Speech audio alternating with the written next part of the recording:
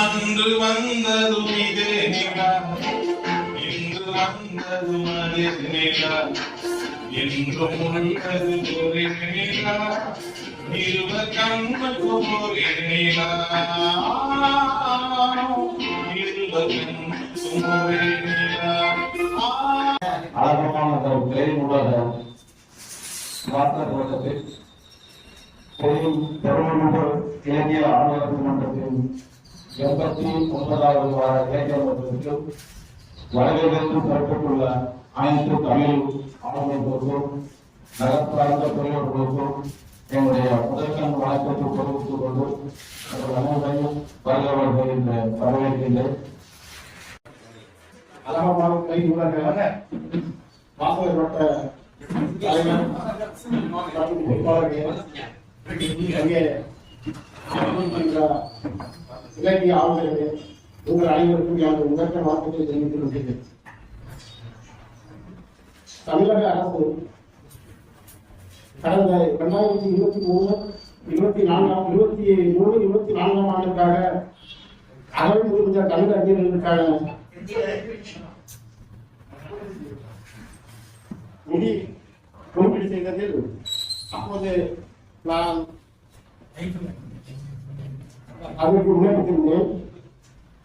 அந்த விண்ணப்பம் பரிசீலிக்கப்பட்டு 2023-24-25 ஆண்டிற்கான அகவை முடிந்த தமிழர்களுக்கான ஊக்கத்தொகை மற்றும் இலவச பேருந்து கட்டணமும் தமிழக அரசால் எனக்கு நேற்றைய தினம் ஜெயலலிதா இசை கல்லூரியில் நடைபெற்றது.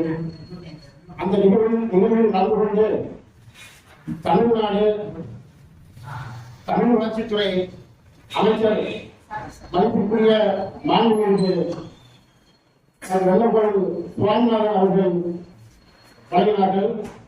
அதற்கு தலைமை தாங்கி கௌரவப்படுத்திய தமிழ் வளர்ச்சித்துறை இயக்குனர் அவர்களையும் நான் வழங்கி வருகிறேன். அவர்களுக்கு எனது நன்றியையும் தெரிவித்துக் கொள்கிறேன். நான் கடந்த ஒரு 25 ஆண்டுகளுக்கு மேலாக இலக்கிய வட்டங்களில் பல இலக்கிய அமைப்புகளில் சேர்ந்து இலக்கிய ஆளுநர்களோடு பயணித்திருக்கின்றேன். ஆனால் அந்த இலக்கிய வட்டங்கள் எல்லாம் சில குறுகிய காலத்திலேயே இருந்தாலும் அது சரியான முறையில் நடைபெறாமல் வெளிவெடுக்க போயிருக்கிறது. ஆனால் தொடர்ச்சியாக இந்த அலகாபாத் நகர் கிளை உலக வாசகர் வட்டம் பல இலக்கிய ஆர்வலர்களை ஒன்றிணைத்து சிறப்பாக நடத்தி கொண்டு நமது தஞ்சை மாவட்டத்திற்கு மட்டுமல்லாது தமிழ்நாட்டுக்கு ஒரு முன்னோடியாக ஒரு வழிகாட்டியாக நிகழ்ந்து கொண்டிருக்கிறது என்பதை அனைவராலும் சொல்ல முடியும். அப்படிப்பட்ட இந்த அலகாபாத் உலக வாசகர் வட்டத்தின் உறுப்பினர்கள் மற்றும் தலைவர் அனைவருக்கும் எனது முதற்க நன்றியையும் தெரிவித்துக் கொள்கின்றேன். நான் நிறைய கவிதைகளை எழுதியிருந்தாலும் எனக்கு அதிகமாக இங்கே கவிதைகளை வாசிப்பதற்கு வாய்ப்பளித்த நமது அலகாபாத் நகர்களின் ஊடக வாசகர்கள் மற்றும் தலைவர்களுக்கு எனது வழக்கத்தை தெரிவித்துக் கொண்டு விடைபெறுகின்றேன். நன்றி, வணக்கம்.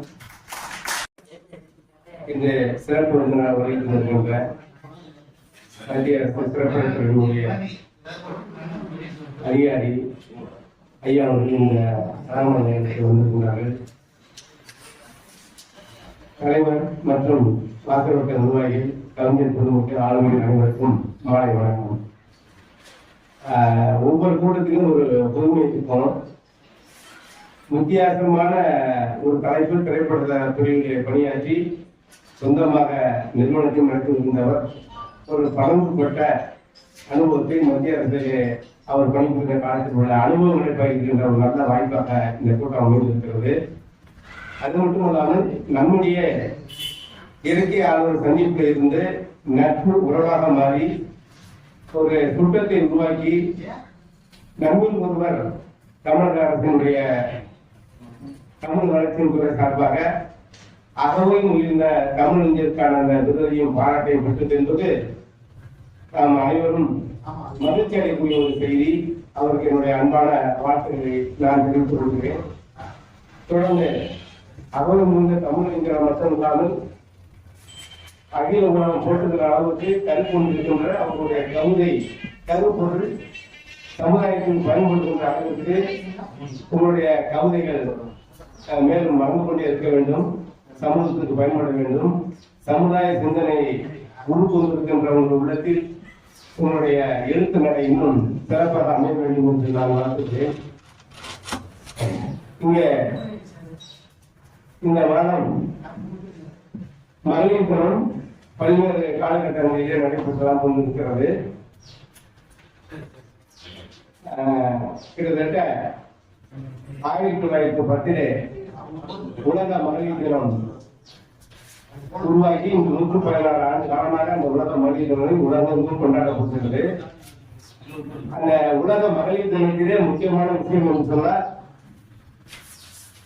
உழைக்கும் பெண்கள், இன்னும் சொல்ல போனால் விளிம்புகளிலே ஒரு பஞ்சாலையை வாழை பார்த்த பெண்கள் ஆண் பெண் இருவருக்கும் சமத்துவம் மட்டுமல்ல சம ஊதியமும் வேண்டும் என்ற அந்த உள்ளார்ந்த கோரிக்கையை வடிவமைத்து ஒரு போராட்ட களத்தில் இறங்கியிருக்கின்ற வரலாறு எல்லாம் இங்கே மகளிர்கள் இருக்கிற காரணத்தினால் அதை நான் குறிப்பிட விரும்புகிறேன். ஆக 116 ஆண்டு காலமாக பெண்கள், உழைக்கும் பெண்கள், விடுபெண்ணிலை மக்கள் இவங்கெல்லாம் என்ன விஷயம் என்று சொன்னால் அவர்கள் ஆண் பெண் சமத்துவத்துக்கு மட்டுமல்லாமல் ஊதியத்துக்கு மட்டுமல்லாமல் பெண்களுக்கே வாக்குரிமை இல்லை என்ற நிலை இருந்ததை மாற்றி அந்த வாக்குரிமைக்காகவும் போராடி இருக்கிறார்கள் என்பதை இங்க வந்திருக்கின்ற மகளிர்கள் மட்டுமல்ல, ஆண்கள் மட்டுமல்ல, ஒரு பெரிய நீண்ட நெடிய நூற்றாண்டு வரலாற்றை நாம் என்றும் நினைவில் கொண்டு இந்த ஆண்டினுடைய இந்த உலக மகளிர் தினத்தினுடைய குறிக்கோள் என்று சொன்னால் ஆண் பெண் சமத்துவம் மட்டுமல்ல பெண்களுக்கு அதிகாரம் அளித்தல் என்கின்ற ஒரு கருப்பொருளாக கொண்டு இந்த ஆண்டு உலகம் முழுக்க கொண்டாடப்படுகிறது. தஞ்சையில அடுத்தடுத்த வாரங்களிலே மகளிர் தினமெல்லாம் தொடர்ந்து நமது நூலக வாசகர்கள் கூட்டுறவு காலனி மாவட்ட மைய நூலகத்தெல்லாம் கொண்டாடப்பட்டு இருக்கிறது என்பதையும் அந்த தெரிந்து கொண்டு இந்த நூலக வாசகர் வட்டம் தொடர்ந்து தன்னுடைய பணியை ஆற்றிக் கொள்வது மட்டுமல்லாமல் பல்வேறு ஆளுமைகளை, இளைஞர்களை உருவாக்குகின்ற சென்ற வார கூட்டத்திலே ஒரு 6-7 மாணவர்கள், தமிழ் பள்ளியில் உள்ள மாணவர்கள் மணியான கருத்துக்கள் மட்டுமல்லாமல் ஆன்மீகம் மற்றும் பகுத்தறிவு பற்றிய சிந்தனைகள் எல்லாம் உள்வாங்கி ஒரு இளைய தலைமுறைக்கு நாங்கள் பேசுறதுதான் நான் போனாட்டி நேரம் எனக்கு இருந்தாலும் சிறந்த தமிழ் அறிஞர்கள் பற்றி நினைவு கூறார்கள். குறிப்பா ஒரு தோழர் பேசுனது வந்திருக்காரு, நம்ம நண்பர் மாணவர் ஈரோடு தமிழ் நண்பனை பற்றி. அவர் தஞ்சையில கரந்த தமிழ் சமூகத்திலே புலவர்களில் படித்தவர், மிக சிறந்த கருத்தாளமிக்க கவிதைகளை இந்த உலகத்துக்கு படித்து தந்தவர், எளிமையானவர். ஒரு பொதுக்கூட்டத்திலே தமிழறிஞர்கள் அங்க ஒரு நிகழ்ச்சியிலே புறக்கணிக்கப்படுகின்ற சூழல் ஏற்பட்டது என்பதை நேரடியாக கலாய்வு சொல்லியிருக்காரு. மேடையில் இருந்தவங்க பெரிய பெரிய அறிஞர்களா இருந்திருப்பாங்க. அந்த அறிஞர்கள்லாம் ஒரு அறிஞர், ஒரு கவிஞர், புரட்சி கவிஞர் கருத்துக்களை உள்ள வாங்கிய ஒரு கவிஞரை அந்த தமிழ் குலம் எப்படி நடத்திருக்குது என்பது ஒரு மாணவர் பார்த்து வியந்து போனது மட்டுமல்லாமல் வருத்தப்பட்ட நிகழ்ச்சி. அது தமிழ் பல்கலைக்கழக மாணவர் என்ற முறையில் தன்னோட ஆதரத்தை வெளிப்படுத்துவது என்பதால் நாங்கள் கணக்கில் கொள்கிறோம். ஆகையினால இவர் சொல்றாரு, மணக்க வரும் தென்றலிலே குளிரா இல்லை, மாந்தோப்பின் நிழலா இல்லை, தமிழ்நாட்டின் தமிழ் தெருவில் தமிழ்தான் இல்லை என்ற அந்த நிலை பாவேந்தருடைய பாடலை உடைய கவலையை போக்குகின்ற அளவுக்கு சென்ற வாரம் மாணவர்கள் சூழ்ந்த ஒரு நல்ல தமிழை கேட்கின்ற ஒரு வாய்ப்பை பெற்றிருந்தது. அந்த மாணவர்களுக்கு வந்திருக்கிறார்கள். அவர்கள் வாழ்த்து தெரிவித்துக் கொண்டு காலத்தின் அருமை கருதி இவ்வளவு நிறைவு செய்கிறேன். நன்றி, வணக்கம்.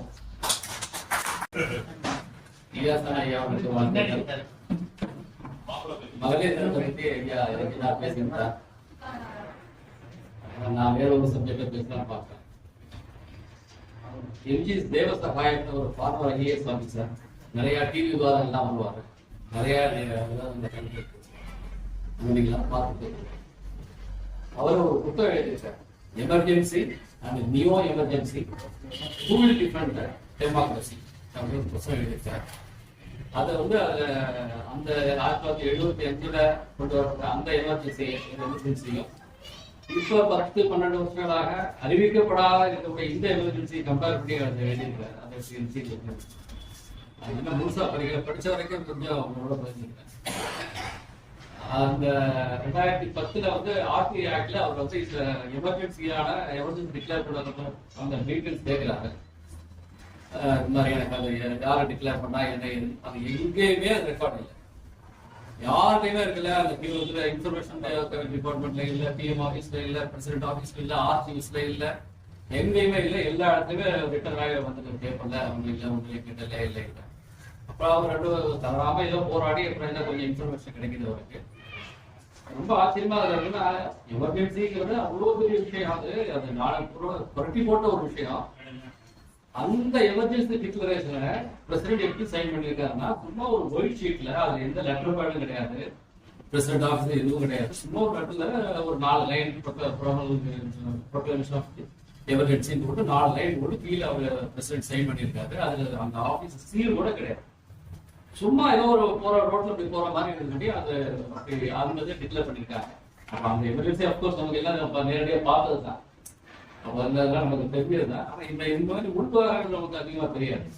எந்த இடத்துலயுமே அந்த எமர்ஜென்சிக்கு டிக்ளேர் பண்ணதுக்கு முந்தின காலகட்டங்கள் அந்த கரஸ்பாண்டன்ஸ்ல எந்த இடத்துலயுமே இந்திரா காந்தி சிக்னேச்சர் கிடையாது. அவங்க இந்திரா காந்தி எந்த பேப்பர்லயும் அவங்க கையெழுத்து இல்லை, எதுவும் இல்லை. எல்லாம் அந்த டிபார்ட்மெண்ட்ல அந்த ஹோம் செக்ரட்டரி, அந்த செக்ரட்டரி அவங்க எடுத்து போறாங்க, இங்க சைன் பண்றாங்க. ஆர்கே தவான் ஒரு ஆள் உங்களுக்கு தெரிஞ்சிருக்கும். ஆர்கே தவான் இந்திரா காந்தியோட பர்சனாலிட்டி ரொம்ப மோஸ்ட் பவர்ஃபுல்லான அந்த டைம்ல ஆர்கே தவான் அவர் நைட்டு 11:20 அந்த பேப்பர் எடுத்துட்டு போனாராம். போயிட்டு கையெழுத்து போங்கன்னா வாங்கி உடனே கையெழுத்து போட்டு அது கூட அந்த இவ்வளவு பெரிய ஆர்டர் டிக்ளேர் பண்றதுக்கு அந்த கேபினெட் கமிட்டியில அவங்க ரெசல்யூஷன் பாஸ் பண்ணி அந்த ரெக்கமெண்டேஷன் அதில் அட்டாச் பண்ணோம்னா அந்த ஃபார்மாலிட்டி எதுவுமே கிடையாது. அந்த கேபினெட் கேபினெட்டோட ரெசல்யூஷன் பாஸ் பண்ணி அதை அட்டாச் பண்ணி அந்த செக்ரட்டரி, ஹோம் மினிஸ்டர் கையெழுத்துலாம் போட்டு ரெக்கமெண்ட் அதெல்லாம் எதுவுமே கிடையாது. 11:30 மணிக்கு எடுத்து 11:20 எடுத்து போனாரா, கையெழுத்து போடுங்கன்னா கையெழுத்து போட்டா எடுத்து போய் அது காப்பியோட இருக்கும் இல்லையா, கையெழுத்து வாங்கிட்டு அப்படியே கையோட எடுத்து போட்டாரு. அவ்வளவு ஒரு மோசமான ஒரு ரெக்கார்டா இருந்துருக்கு. என்ன பண்றது, அப்படி பார்த்துட்டோம். உங்களோட பகிர்ந்து நினைச்சேன். இன்றைய தினம் ஒரு புதுமையான ஒரு சிறப்பு விருந்தினர் இருக்கிறார். அவருடைய உரையையும் நாம் கேட்க ஆவலாக இருக்கிறோம். எனவே பேசுவதற்கு ஒன்றும் அதிகமானவர்களே இந்த விழாவில நம்முடைய அகவை முதிர்ந்த தமிழறிஞர்களுக்கு 100 பேருக்கு நேற்றைய தினம் தமிழக அரசின் தமிழ் வளர்ச்சித்துறை அரசாணை வழங்கி இருக்கிறது. அதில் முதன்மையாக தேர்ந்தெடுக்கப்பட்ட நம்முடைய கவிஞர் கரு ஐயாசாமி என்பது நமக்கெல்லாம் மிகவும் மகிழ்ச்சி இருக்கிறது.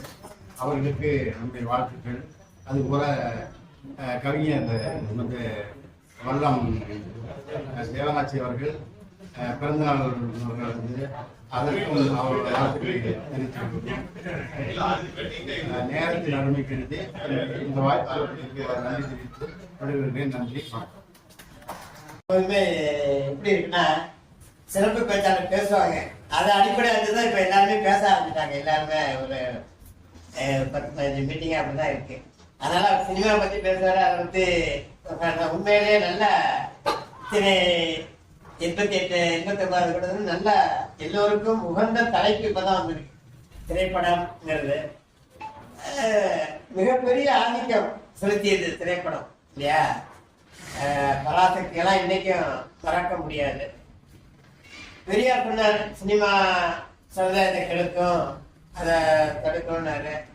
எங்க வீட்டை நான்லாம் சினிமா பார்க்கும்போது எங்க வீட்டை அதான் சொன்னாங்க. அப்பெல்லாம் உண்மையிலே புரியல அப்படியே கெடுக்குது அப்படின்னு.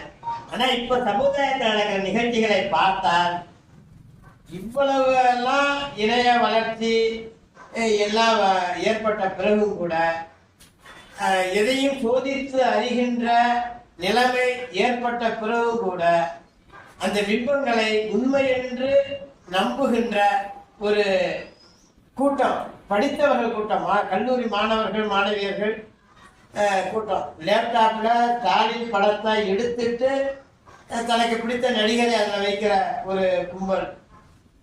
உண்மையிலேயே சினிமாவை பற்றி மறு ஆய்வு செய்ய வேண்டும். ஆரம்பத்தில் சினிமா முதல்ல 1800 வந்தப்ப அந்த ட்ரெயின் வரப்பயே அதையே நம்ம மேல மோதி இப்ப நகர்வாங்களாம். அவ்வளவு உண்மைன்னு நினைச்சாங்க. தொழிற்சாலைகளிலிருந்து கும்பல் கும்பலா தொழிலாளிகள் வெளியே வரப்ப திரையை மீறி இங்க வந்துருவாங்களோ அப்படிங்கிற எண்ணம் இருந்துச்சு. அதெல்லாம் நம்பினாங்க. ரேடியோ டிவி, ரேடியோலயே சொல்லிட்டாங்கயா, டிவி நியூஸ்லயே சொல்லிட்டாங்கன்னு இந்த ஊடகங்களை நம்பிய காலம் ஒன்று உண்டு. ஆனால் எல்லா ஊடகங்களும் 99% ஊடகங்கள் ஆளுங்கட்சியின் ஊதுகுழலாகத்தான் இருக்கின்றன. அவருடைய கொள்கைகளை பரப்புகின்ற இதாக இருக்குங்கிறது எல்லாம் தெளிவான பிறகும் இந்த சினிமா இன்னும் தன்னுடைய ஆதிக்கத்தை செலுத்தியிருக்கு. அவருடைய பேச்சை கேட்கதான் ஆவதாக. நன்றி. இந்திய பண்பாடு என்கிற தலைப்பில் தேசிய பிறகு பேசலாம் என்று காத்திருந்தோம். இருந்தாலும் சினிமா மிகப்பெரிய ஒரு மீடியா. அது சமகாலத்தில் இருக்கிற இளைஞர்களை இன்னும் சுமாரா யோசிக்க வைக்குது. பழைய திரைப்படங்கள்ல பாத்தீங்கன்னா விழிப்புணர்வு ஏற்படுத்தினாங்க. கம்யூனிசம் மக்கள்கிட்ட கொண்டு வரதுக்காக நாவல் மேலம் படத்துல சொன்னாங்க, காடு வேலைக்கு நம்ம வச்சா நமக்கு கையில் காலம் ஆரம்பிச்சோம், காடு வேலை எடுத்துக்கிட்டோமே காலம் இருக்கு அப்படின்னு. அப்போ வந்து அதுக்கு சட்ட ரீதியான பதிவோட அந்த திரைப்படங்களை மக்களை ரசிக்க வச்சாங்க. அதுக்கு ஒரு காலகட்டத்தில் அரசியல் கட்சிக்கு பிரச்சாரம் பண்ணும்போது படியரசி கிடைக்கிற காலத்திலே நாங்கள் படியேறிப்பு செய்ய தேவையில்லை, குடிசையெல்லாம் வீடாக நேரத்திலே தெருவோர குடியேற தேவையில்லை அப்படிங்கிற மாதிரி மக்கள்கிட்ட விழிப்புணர்வு ஏற்படுத்தி அரசியல் கட்சிகள் வளர்த்தாங்க. இன்னைக்கு இருக்கிற சினிமா முற்றிலுமாக மாறுபட்டிருக்கிறது.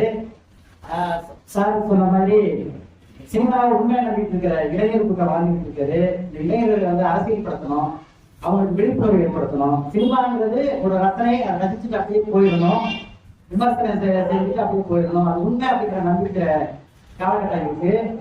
அப்புறம் இன்னொன்று வந்து சொல்லணும்னா ரொம்ப மிகப்பெரிய ஆளுமையா கருதப்படுகிற நடிகர் சிவாஜி கணேசன் நடித்த ஒரே ஒரு படத்துல வந்த ஒரு நிகழ்ச்சி மட்டும் படத்தை சீனை மட்டும் நான் சொல்லிடுறேன்.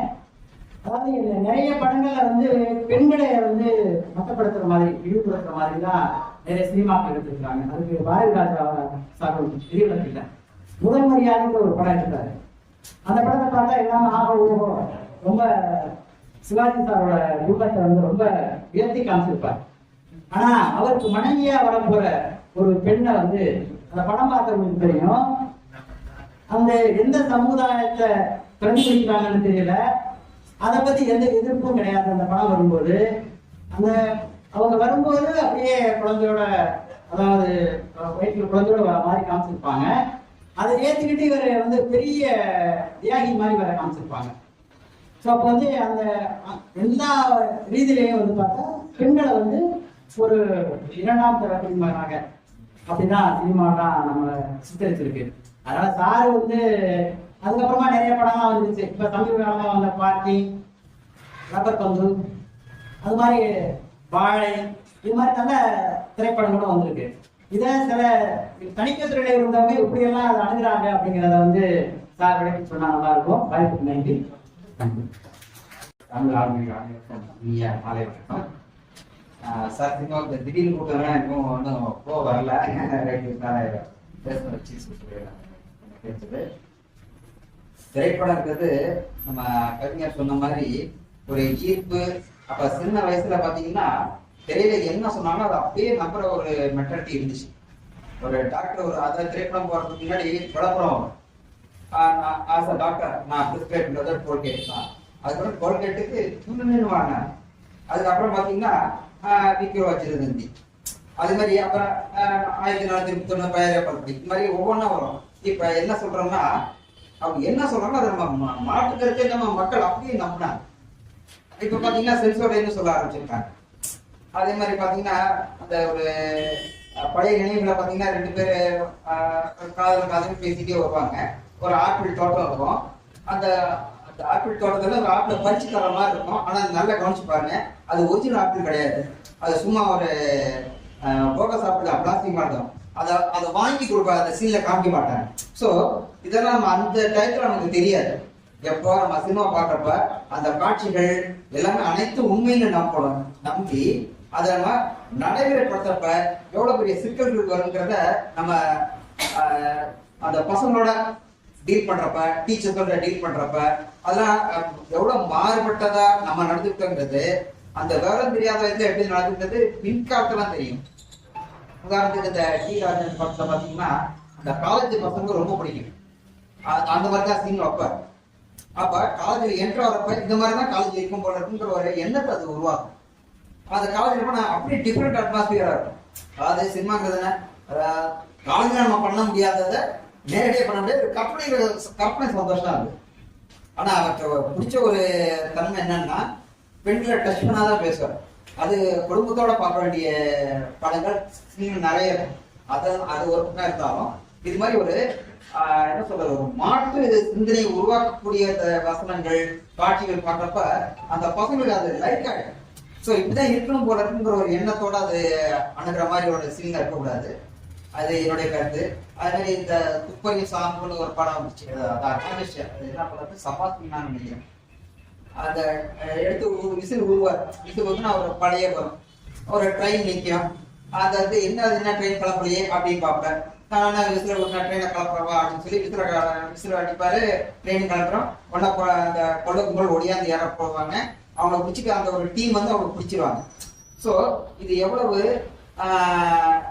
இயற்கைக்கு மாறான ஒரு நிகழ்வுகள். ஒரு ட்ரெயின் கிளம்புனா அவ்வளோ ஈஸி கிடையாது.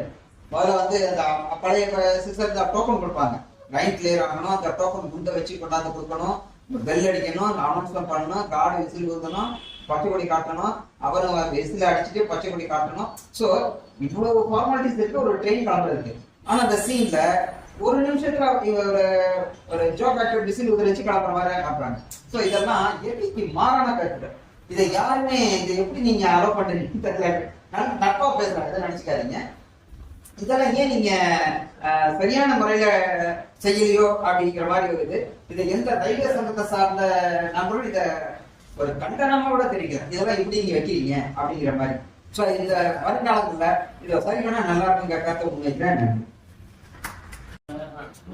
சினிமா அந்த தலைப்பு எனக்கெல்லாம் அல்வா சாப்பிடுற மாதிரி. என்னை நம்பி 1 லட்சம் பேரை உட்கார வச்சுட்டு போயிட்டா அவங்கள 3 மணி நேரம் 4 மணி நேரம் நான் எந்திரிக்க விடாம பார்த்துப்பேன். ஏன்னா சப்ஜெக்ட் அப்படி. இன்னைக்கு சென்சார் போர்டு சார் வந்துருக்கிறது எனக்கு ரொம்ப சந்தோஷமா இருக்கு. இன்னைக்கு சென்சார் போர்டுல உள்ளவங்களுக்கு நான் சல்யூட் பண்றேன். ஏன்னா அவங்க நியாயமா தர்மமா நடந்துக்கிறாங்க. புரியறவங்களுக்கு புரியும் நினைக்கிறேன். அந்த படத்தை மட்டும் விடாம இருக்க சார். சென்சார் போர்டுக்கு நான் 1 கோடி ரூபாய் தரேன். கணபதி சார் கடன் வாங்கியாவது நான் தரேன். ஆமா, ஒரே ஒரு உங்களை கலகலப்பாக்குறதுக்காக 2 எப்போதும் நான் பிரெயின சமயத்துல யூஸ் பண்ணுவேன். இன்னைக்கு யூஸ் பண்ணிருக்கேன். இப்படி முன்னாடி வந்திருக்க இடம் இருக்கு. புல்லாங்குளம் ரொம்ப பெருசா இருக்கு. ஒரே வார்த்தையில எப்படி சார் சொல்லுவீங்க?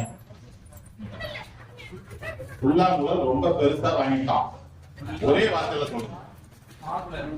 புல்லாங்குளம். அதே மாதிரி உங்களுடைய ஆங்கில அறிவை சோதிக்க நான் ஒரு டெஸ்ட் வைக்கிறேன். எல்லாரும் சொல்லுங்க. டீங்கிற இடத்து 4 இடத்துல வரணும். ஜி ஒரு இடத்துல வரணும். ஒரே வார்த்தையா இருக்கணும். டி 4 இடத்துல வரணும். ஜி ஒரே இடத்துல வரணும். ஒரே வார்த்தையா இருக்கணும். ஒரு ஜி 4 டி. ஒரு ஜி 4 டி. சரி, நம்ம விஷயத்துக்கு வருவோம். இன்னைக்கு சினிமாவை பத்தி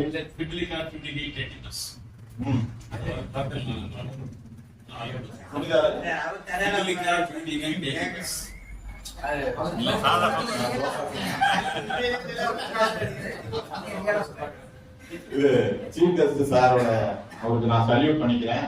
ஏன்னா அவங்க டாக்டர் இன்னைக்கு வந்திருக்காங்க. ஏற்கனவே நமக்கு சீஃப் கெஸ்டா வந்திருக்காங்க, ஆடியன்ஸா வந்திருக்காங்க.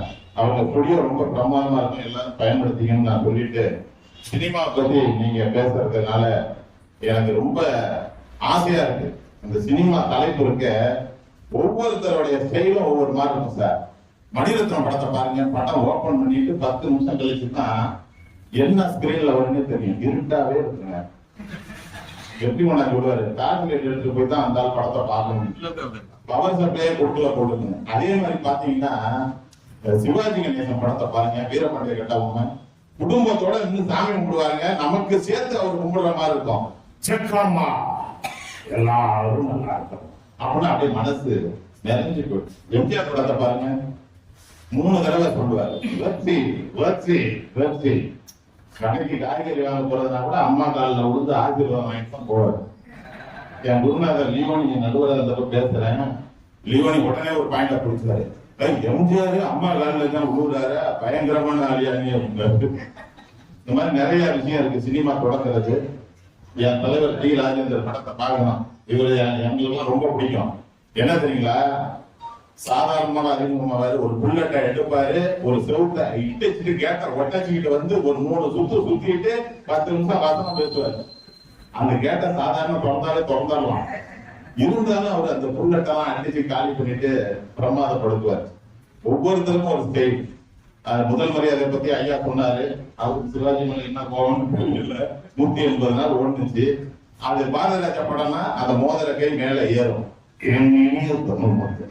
அப்படியே கிராமத்தை காமிச்சு, புல்லாங்குழலை காமிச்சு, அலைகளை காமிச்சு, பறவைகளை காமிச்சு, அது ஒரு ஸ்டைலா இருக்கும். தெலுங்கு படத்துக்கு போனுங்க, எடுத்தோடனே குண்டு வெடிக்கும், ரத்தம் கொட்டும், ஐயோன்னு கத்துவாங்க, கலர் கலரா பொடியா போகும். ஒவ்வொருத்தருக்கும் ஒரு ஸ்டைல்ல ஜெயிச்சாங்க. எங்க அப்பா வந்து கல்யாணம் ஆன புதுசுல எங்க அம்மாவை பாவ மன்னிப்பு படத்துக்கு அழைச்சிட்டாங்க. எங்க அம்மா 3.5 மணி நேரம் அழுத, மூஞ்செல்லாம் வீங்கி போய் எங்க தாத்தா போய் சத்தம் போட்டான், நீங்க சினிமாவுக்கு போற வேலையை விட்டுருங்க. அந்த மாதிரி சினிமாலாம் நிறைய இருக்கு, நிறைய சொல்லணும். இருந்தாலும் தனபால் சார் திட்டுவாருன்னு பயமாவும் இருக்கு. ஒரே ஒரு செய்தியை சொல்லி முடிக்கிறேன். எங்க சரபோஜி காலேஜ்ல ஒரு ஆசிரியர் சொல்லுவார், சினிமாவுக்கு போனியா, குழந்தைகிட்ட வந்து பேசும்போது என்ன பண்ணணும், நம்ம குழந்தையா மாறி இருக்கணும், அதுல லாஜிக் பார்க்க கூடாது. சினிமாவுக்கு போனியா, சினிமாவை பாரு, தெய்வ மகன் படத்துல 3 சிவாஜி தான் நடிக்கிறாருன்னு நினைச்சு பார்த்தாதான் ரசிக்க முடியும். கேமரா எங்க வச்சான், மேக்கப் எங்க போட்டான்னா ரசிக்க முடியாது. தெய்வ மகன் படத்தை ஆஸ்கார் விருதுக்கு அனுப்புறாங்க சார். அவன் கன்க்ளூஷன் எழுதுறான், not eligible to get Oscar award because different type of actor. ஒரே நடிகர்னு ஒத்துக்க முடியாதுன்னு தான் சிவாஜி கணேசன் சொன்னாங்களாம். இதுதாங்க எழுதி போய் வேலையை பார்க்கலாம் தான். இந்த மாதிரி நிறைய பேசலாம். சினிமாங்கிற தலைப்பை எட்ட கொடுங்க. அன்னைக்கு பட்டை கலப்புறேன், பிச்சு உதறேன். நன்றி நன்றி நன்றி, வணக்கம். மற்றும் இங்கே வருகின்ற அத்தனை ஆளுநரையும் வணங்கி வருகின்றேன். மத்திய அரசுடைய சிறப்புத்துறையில இயக்குநராக இருந்து பணியாற்றியவர். அவருடைய அந்த கலையார்வம் கொண்டாட அளவுக்கு இங்கே ஒரு ரெக்கார்டிங் சென்டரை ஆரம்பிச்சு மருத்துவ படித்த டாக்டர் வந்து சவுதி இன்ஜினியரா பல வெற்றி படங்களுக்கு அங்கே வந்து பதிவு செய்யப்பட்டிருக்கிறது. மிக அருமையான ஒரு ரெக்கார்டிங் சென்டர். அதனுடைய உணர்வுபூர்வமா உணர்ந்ததாலே நான் சொல்றேன். அந்த தியேட்டர்ல நான் 2 படங்களுக்கு நான் தப்பி செய்திருக்கிறேன். நந்தன் படத்தினுடைய தலைப்பு வந்து போடும்போது நான் தலைப்புக்கு நான் கேட்டீங்க, டேரக்டர் படம் நல்லா இருக்குன்னு சொல்லி எல்லாரும் ரொம்ப தொழில ரொம்ப ஈடுபாடாக செய்கிறாரு அவங்க நாட்டை. இந்த சந்தர்ப்பத்தில் நான் இந்த பரிசோதனை விரும்புகிறேன். இவங்க பல மத்திய துறையில இருந்து நிறைய திரைப்படங்கள் எல்லாம் இயங்கிட்டாங்க. இது அவங்க அந்த ஆர்வம் குறையாம நீங்க ஒரு செய்தியை ஆரம்பிச்சு எல்லாரும் நம்ம நல்லா செய்யணும் அப்படிங்கிற ஒரு உயர்ந்த எண்ணத்தில் செயல்பட்டு இருக்காங்க. அவருடைய நான் அந்த எண்ணத்தை நான் மதித்து வாழ்த்தி வணங்கி வருகின்றேன். திரைப்படத்திலிருந்து நம்ம வல்ல தாய்வாரி சொல்ற மாதிரி தினத்தந்தி நாளிதழ் வந்து எழுத்து கூட்டி படிக்கிறவங்களை வந்து தொடர்ந்து படிக்க வைக்க வச்சு, அதே மாதிரி தமிழை எப்படி உச்சரிப்பது என்பதை சிவாஜி கணேசன் அதாவது கலைஞருடைய வசனத்தை சிவாஜி உச்சரித்து பேசும்போதுதான் அந்த சொல்லுடைய அலங்காரம் அவ்வளவு அருமையா இருந்துச்சு. ஆக திரைப்படம் வந்து நிறைய சாதிச்சிருக்கு. அதனுடைய பாதிப்பு வந்து இந்த இன்றைய காலகட்டத்தில் சில பேர் வந்து அதாவது மிகவும் பைத்தியகாரத்தனமாக, மிகவும் அடிமைத்தனமாக ஒரு பொய்யை மெய்யாக கருதுகிற ஒரு வெறிபிடித்த ஒரு கூட்டம். அதை பத்தி நம்ம அக்கறைப்பட வேண்டிய விஷயம் இல்லை. ஒரு நல்ல ஒரு மீடியா திரைப்படம் என்பது மிக சிறப்பான ஒரு பாடப்பொருட்சி, நல்ல நல்ல பண்புகளை வளர்த்துச்சு, குடும்ப உறவுகளை வளர்த்துச்சு, கற்ப வளர்த்துச்சு, எவ்வளவோ விஷயங்கள் பேசப்பட்ட வளர்த்துச்சு. சிவாஜியுடைய இரத்தக்கடலாம் படம் பார்க்கும் போதெல்லாம் அப்படியே உடம்புலாம் சிலுக்கும். நாமளும் அதை போர் முறையில போய் நம்ம போராட போறோம் அப்படிங்கிற மாதிரி எல்லாம் இருக்கும். அந்த மாதிரி நிறைய காட்சிகள் இருக்கு. திரைப்படத்தை பத்தி ரொம்ப அதிகமா அவங்க சொல்ல இருக்கிறதால வாய்ப்பு நன்றி விடைபெறுகிறேன். நன்றி, வணக்கம். மகளிர் தின வாழ்த்துக்குரிய நெஞ்சங்கள் அனைவருக்குமே நன்றியை தெரிவித்துக் கொள்கிறேன்.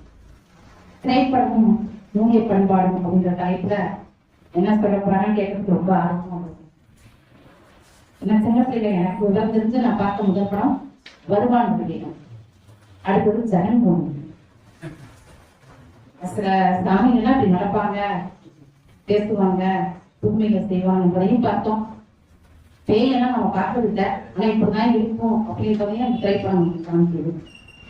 கிராமத்து கதைகளையும் காமிக்குது, நகரத்து கதைகளையும் காமிக்குது. தொழில்நுட்பங்களை தாண்டி சில விஷயங்கள் நம்ம நிறைய தெரிஞ்சுக்கணும். இப்ப சமீபத்துல பார்த்த தாய்க்கிழவி படத்தையுமே ரொம்ப வித்தியாசமா நான் நோக்கி பார்த்தேன். நிறைய பாடங்கள், அனுபவங்கள், சில சமயம் விரக்தி எல்லாமும் கலந்துதான் திரைப்படம் வந்துட்டு இருக்கு. அருகாமையில நடக்கக்கூடிய சில விஷயங்களையும் என்னதான் ஓவியங்களா பார்த்தாலும் அது நகரும் ஒரு ஓவியங்களா பார்க்கும் பொழுது நம்ம ஒரு பொழுதுபோக்கு நிகழ்ச்சியா போன காலங்கள் போய் என்ன நடக்குதுன்னு தெரிஞ்சத இடைப்பட்ட காலங்கள் போய் இப்படியெல்லாம் நடக்குதுன்னு சமீப காலத்துல நம்ம பார்க்கணும். இடையெல்லாம் திருட்டு விசிறிலாம் வந்துச்சு. இப்ப அதெல்லாம் தாண்டி போயிடுச்சு. எல்லா சினிமா தேட்டரும் நிரம்பிதான் இருக்குது. எல்லாருமே என்னதான் டிவி இருந்தாலும் போன் கையில இருந்தாலும் அதை தாண்டியும் திரைப்படங்களுக்கு போய் பார்க்கணுங்கிற ஆர்வம் இப்ப ரொம்ப மேலோங்கி இருக்கு. ஒவ்வொருத்தரும் வித்தியாசமா கண்ணோக்கி பார்த்தோம். நீ காலையில கூட எழுத்தாளர் தீபா அப்படிங்கிறவங்க பேசினதெல்லாம் நான் கேட்டேன்.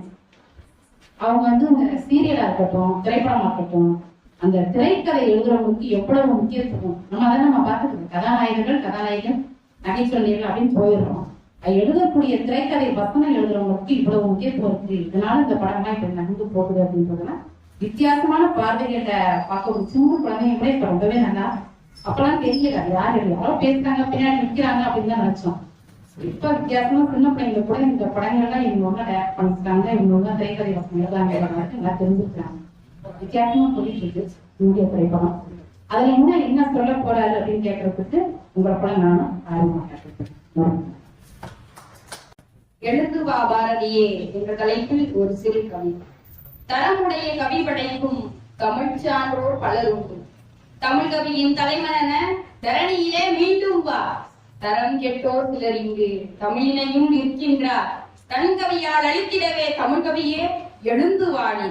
வரமென்றே நீ சொன்ன வழியினிலே நடக்கின்ற வாரிசுகள் கண்டிடவே வண்டவிலாய் எழுந்து வாணி.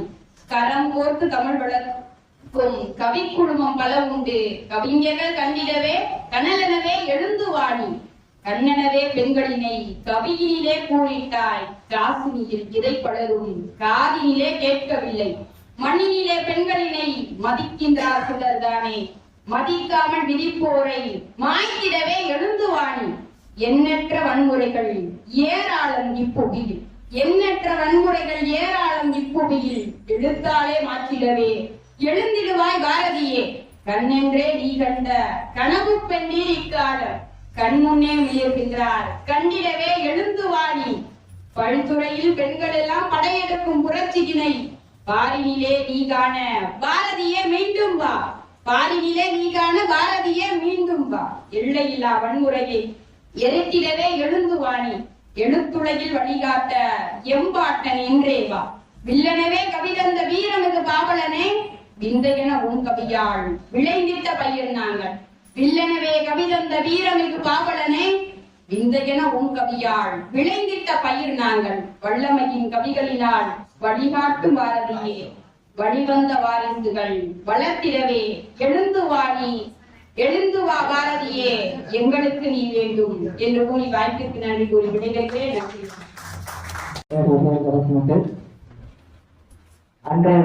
அன்றொரு வாசக கட்டத்திலே மூத்தோரின் வாய்மொழிக்கிறங்க இடிப்பாறை இல்லாத ஏமர மன்னன் எடுப்பாரிலாரும் கெடும் என்ற ஐயம் திருவள்ளுவரையும் சபையோர் அனைவரையும் வணங்கி ஒரு சின்ன திரைப்பட தணிக்கை குழுவால சுட்டி காட்டப்பட்ட ஒரு காட்சியை மட்டும் உங்கள்கிட்ட சொல்லலாம் அப்படின்னு நினைக்கிறேன். நான் இளங்கலை படிக்கும்போது திரைப்பட கலை அப்படின்ற ஒரு தாள் வந்து எனக்கு பாடத்திட்டமா இருந்தது. அப்ப ஒரு காட்சி தணிக்கை குழுக்கு போயிருக்கு. எதை மாதிரி அப்படின்னா, ஒரு சிவலிங்கத்திற்கு ஒரு ஆச்சாரியார் தீபம் காட்டி வழிபாடு செய்யற மாதிரி ஒரு காட்சி. அங்க இருக்கக்கூடிய தணிக்கை தணிக்கையில் இருக்கக்கூடியவங்க பாக்குறாங்க. உடனே இந்த காட்சியை நீக்கிருங்க அப்படின்னு சொல்றாங்க. இயக்குனருக்கு எதனால இந்த காட்சியை நீக்க சொல்றாருன்னு ஒண்ணும் புறப்படல. உடனே இந்த காட்சியில மறுபடியும் அந்த தணிக்கை குழுவை போட்டு காட்டுறாங்க. என்ன அப்படின்னா, அந்த நடிகர் சிவலிங்கத்துக்கு பூஜை செய்யும் பொழுது செருப்பு அணிஞ்சிருந்தாராம். அதை தணிக்கை ஒருத்தவங்க சுட்டி காட்டி அந்த காட்சியை நீக்கிருங்க அப்படின்னு சொல்லும் பொழுதுதான் இயக்குனருக்கே தெரிய வந்தது அந்த நடிகர் அந்த இடத்துல செருப்பு போட்டிருக்காரு. அப்படிப்பட்ட திரைப்பட தணிக்கை குழு இன்றைக்கு திரைப்படம் குறித்து பேசுவதற்காக நிறைய கத்துக்கலாம் அப்படின்னு நாங்க நினைக்கிறோம். திரைப்படம் குறித்து அது மட்டும் இல்லாம சமீபத்தில் ஒரு சின்ன கவிதையை மட்டும் சொல்லிட்டு நிறைவு பண்ணிக்கிறேன். என்ன அப்படின்னா, என்னுடைய மூச்சும் தமிழ் மொழிதான், அதை ஒருபோதும் வேறொரு மீது விடமாட்டேன் அப்படின்ற ஒரு சின்ன கவிதையை மட்டும் சொல்லிட்டு தெரிவிக்கிறேன். நன்றி, வணக்கம். அவர்கள் ஒருத்தருடைய உடையில் கிழிசல் இருக்கும், அழுக்கா இருக்கும், ஒழுங்காக அணிந்திருக்க மாட்டார்கள். ஆனால் தலைமுறை மட்டும் கமலஹாசன் போல் வைத்திருப்பார். இதனால் நான் மிகுந்த வேதனை அடைந்து அவர்கிட்ட சொன்னேன், திரைப்படத்துக்கு போகிறது முதல்ல குறைங்க. மேலும் அதிக ரசிகர்கள்னா திரைப்படத்துக்கு மேட்னி ஷோக்கு போயிருந்தா உள்ள போய் ஆக்கிட்டே வந்தது. அது மட்டும் இல்லாமல் ஒரு பாட்டு எழுதியே சொன்னேன், சரி செய்யும் திரைப்படத்தை தலையிலே தாக்கி கொள்ளு, அதிரடி பெரும்படை கொண்ட அரங்கினை தூள் தூள் செய்க, எதிரடி செய்வதற்கு எவனடா உள்ளான் நாட்டில் என்று கதிரடி நெல்லாய் பிறக்கும் கைவராம் சினிமா கூட்டம் என்று ஒரு பாட்டை எழுதி அவர்களை திருத்த வேண்டிய அவசியம் வந்துவிட்டது. ஆனால் அம்மா சொன்னது போல எல்லா திரைப்படமும் அல்ல, அற்புதமான திரைப்படங்கள்லாம் உண்டு, எத்தனையோ உண்டு. மனதை அழ வைத்த, ஒழுக வைத்த. சேரனுடைய படம் எதை பார்த்தாலும் நான் அழுவேன், முதல் கண்ணீர் விட்டுருவேன். அப்படியே இந்த விட தோண்டி அழ வச்சிருவார், சிந்திக்க வச்சிருவாரு. எனவே இந்த வாய்ப்புக்கு மிக்க நன்றி. நன்றி, வணக்கம்.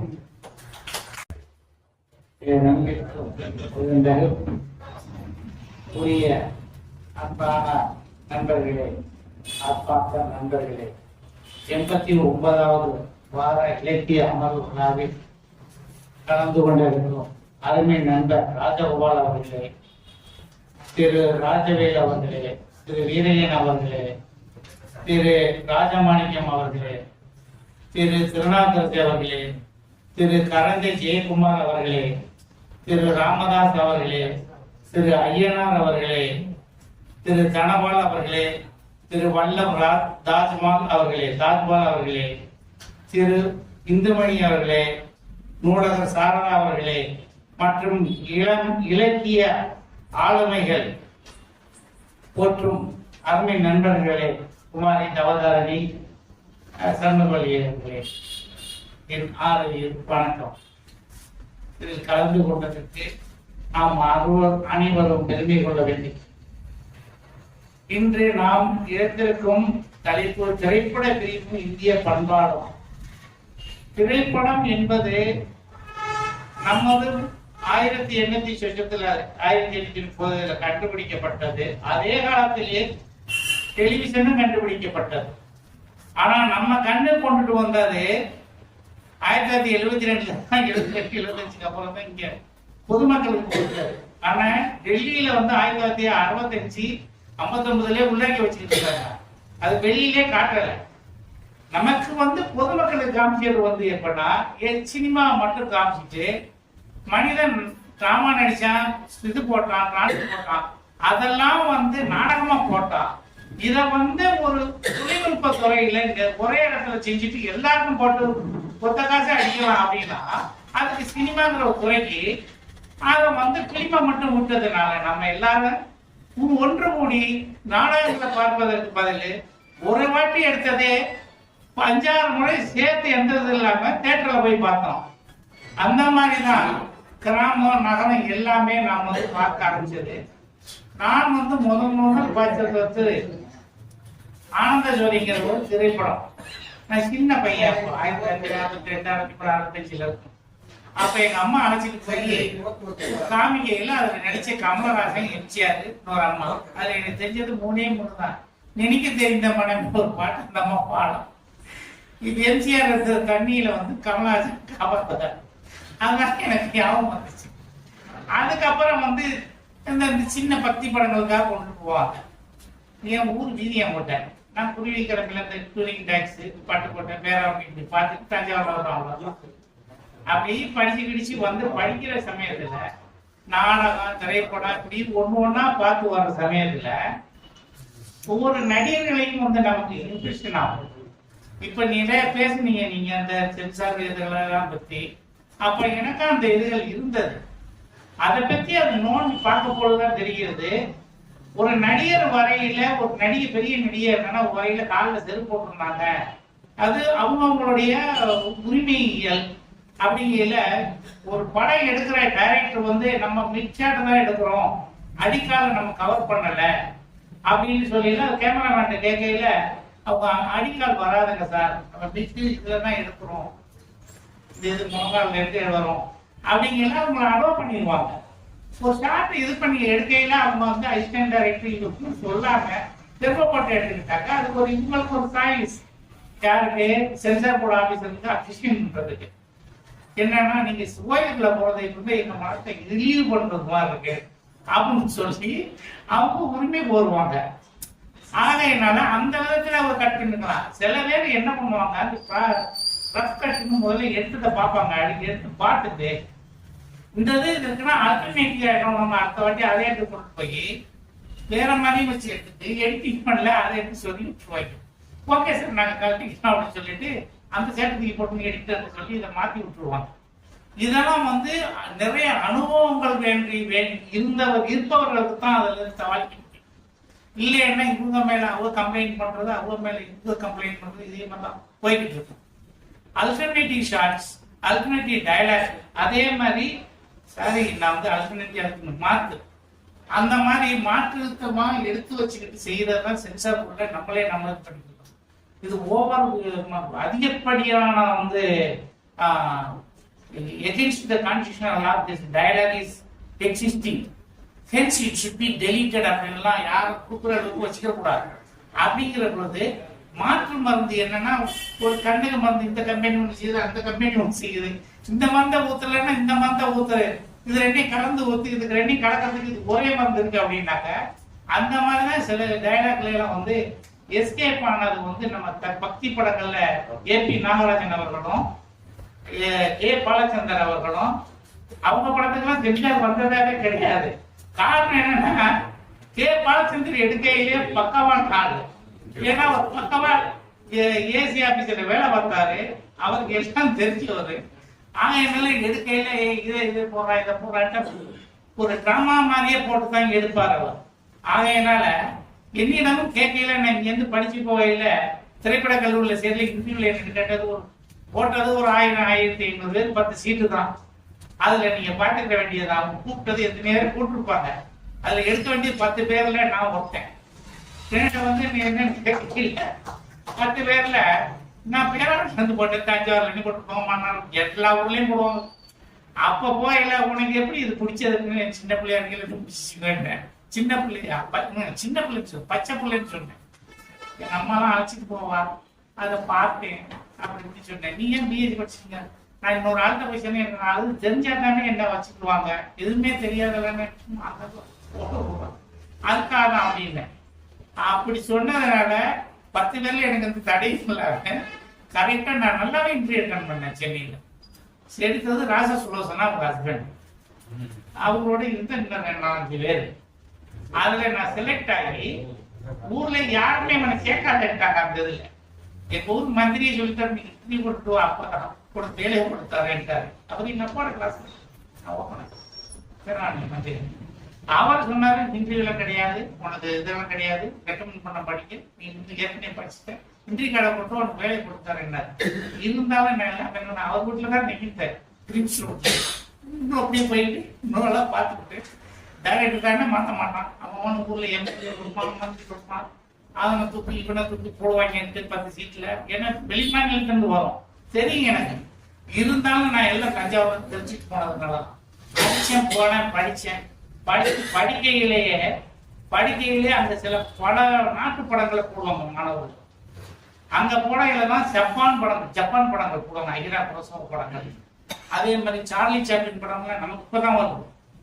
அதெல்லாம் பூனா பிலிம் இன்ஸ்டியூட்ல national arts film march Poona வருது. அவன் வெளிநாடுகள் இருந்து வாங்கி, அதே மாதிரி சிவாஜி கணேசன் எம்ஜிஆர் நடிச்ச முக்கியமான படங்களை எல்லாம் வந்து ஸ்டோர் பண்ணுவாங்க, ஆர்ச்சிவ் எடுத்துன்னு வச்சுப்பாங்க. அங்கிருந்து வெளிநாட்டு படங்களும் வந்தது. அதை வந்து இங்க வாங்கி எங்களுக்கு போடுவாங்க. நாங்க ஸ்டூடெண்ட்ஸ் எழுதி கொடுத்தாக்க போடுவாங்க. நான் இன்னும் கிராமத்துல இருந்து வந்தோம். நம்ம எம்ஜிஆர் சிவாஜி கணேசன் எல்லாரும் செம்மி எல்லாம் பார்த்துட்டோம். வெளிநாட்டு படங்களுக்கு நமக்கு வந்து ஒரு கிடைக்கிறது ஒரு சான்ஸ் முடியாதுன்னு சொல்லிட்டு அடிக்கடி நானே ஒரு ரிக்வெஸ்ட் எழுதி கொடுத்து மத்தியத்துக்கு அப்புறம் பார்ப்பேன், திருப்பி பார்ப்பேன். அதுல சிலது நான் சொல்லக்கூடாது. அந்த ஒரு சில படத்துல ஒரு சில திருடப்ப நடிச்சது வந்து நம்ம தமிழ் நடிகர்களே இவர் யாரும் காப்பி அடிச்ச மாட்டாரு அப்படின்னு சொன்ன நடிகரே இவன் அந்த ஆளை பார்த்து தான் காப்பி அடிச்சான் அப்படின்னு சொல்லியிருக்கேன்.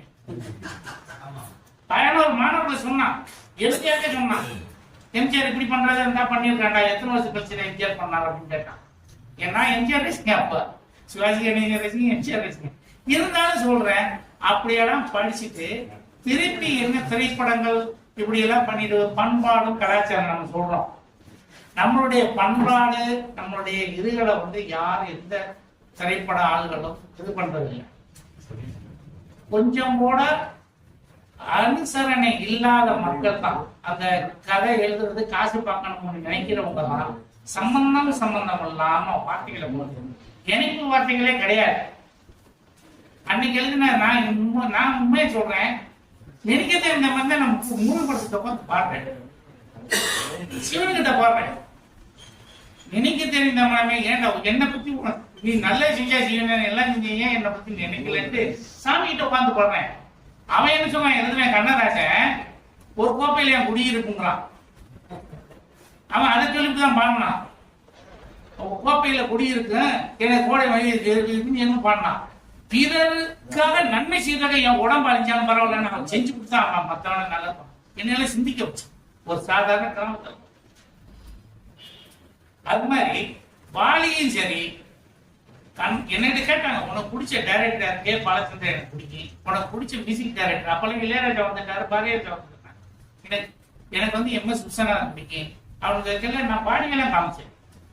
நான் வந்து எங்க ஊர்ல ப்ராஜெக்ட் போட்டு வச்சிருப்பாங்க, இந்த மரத்தை கட்டிப்பாங்க. நான் போன மத்தைய கட்டிக்கு போன கடை கடைக்கு போனோன்னா அந்த மரத்துல காதை வச்சுட்டு இருக்கேன். மரத்துல கேட்கணும், காதை வச்சுக்கிட்டு கேட்பேன்.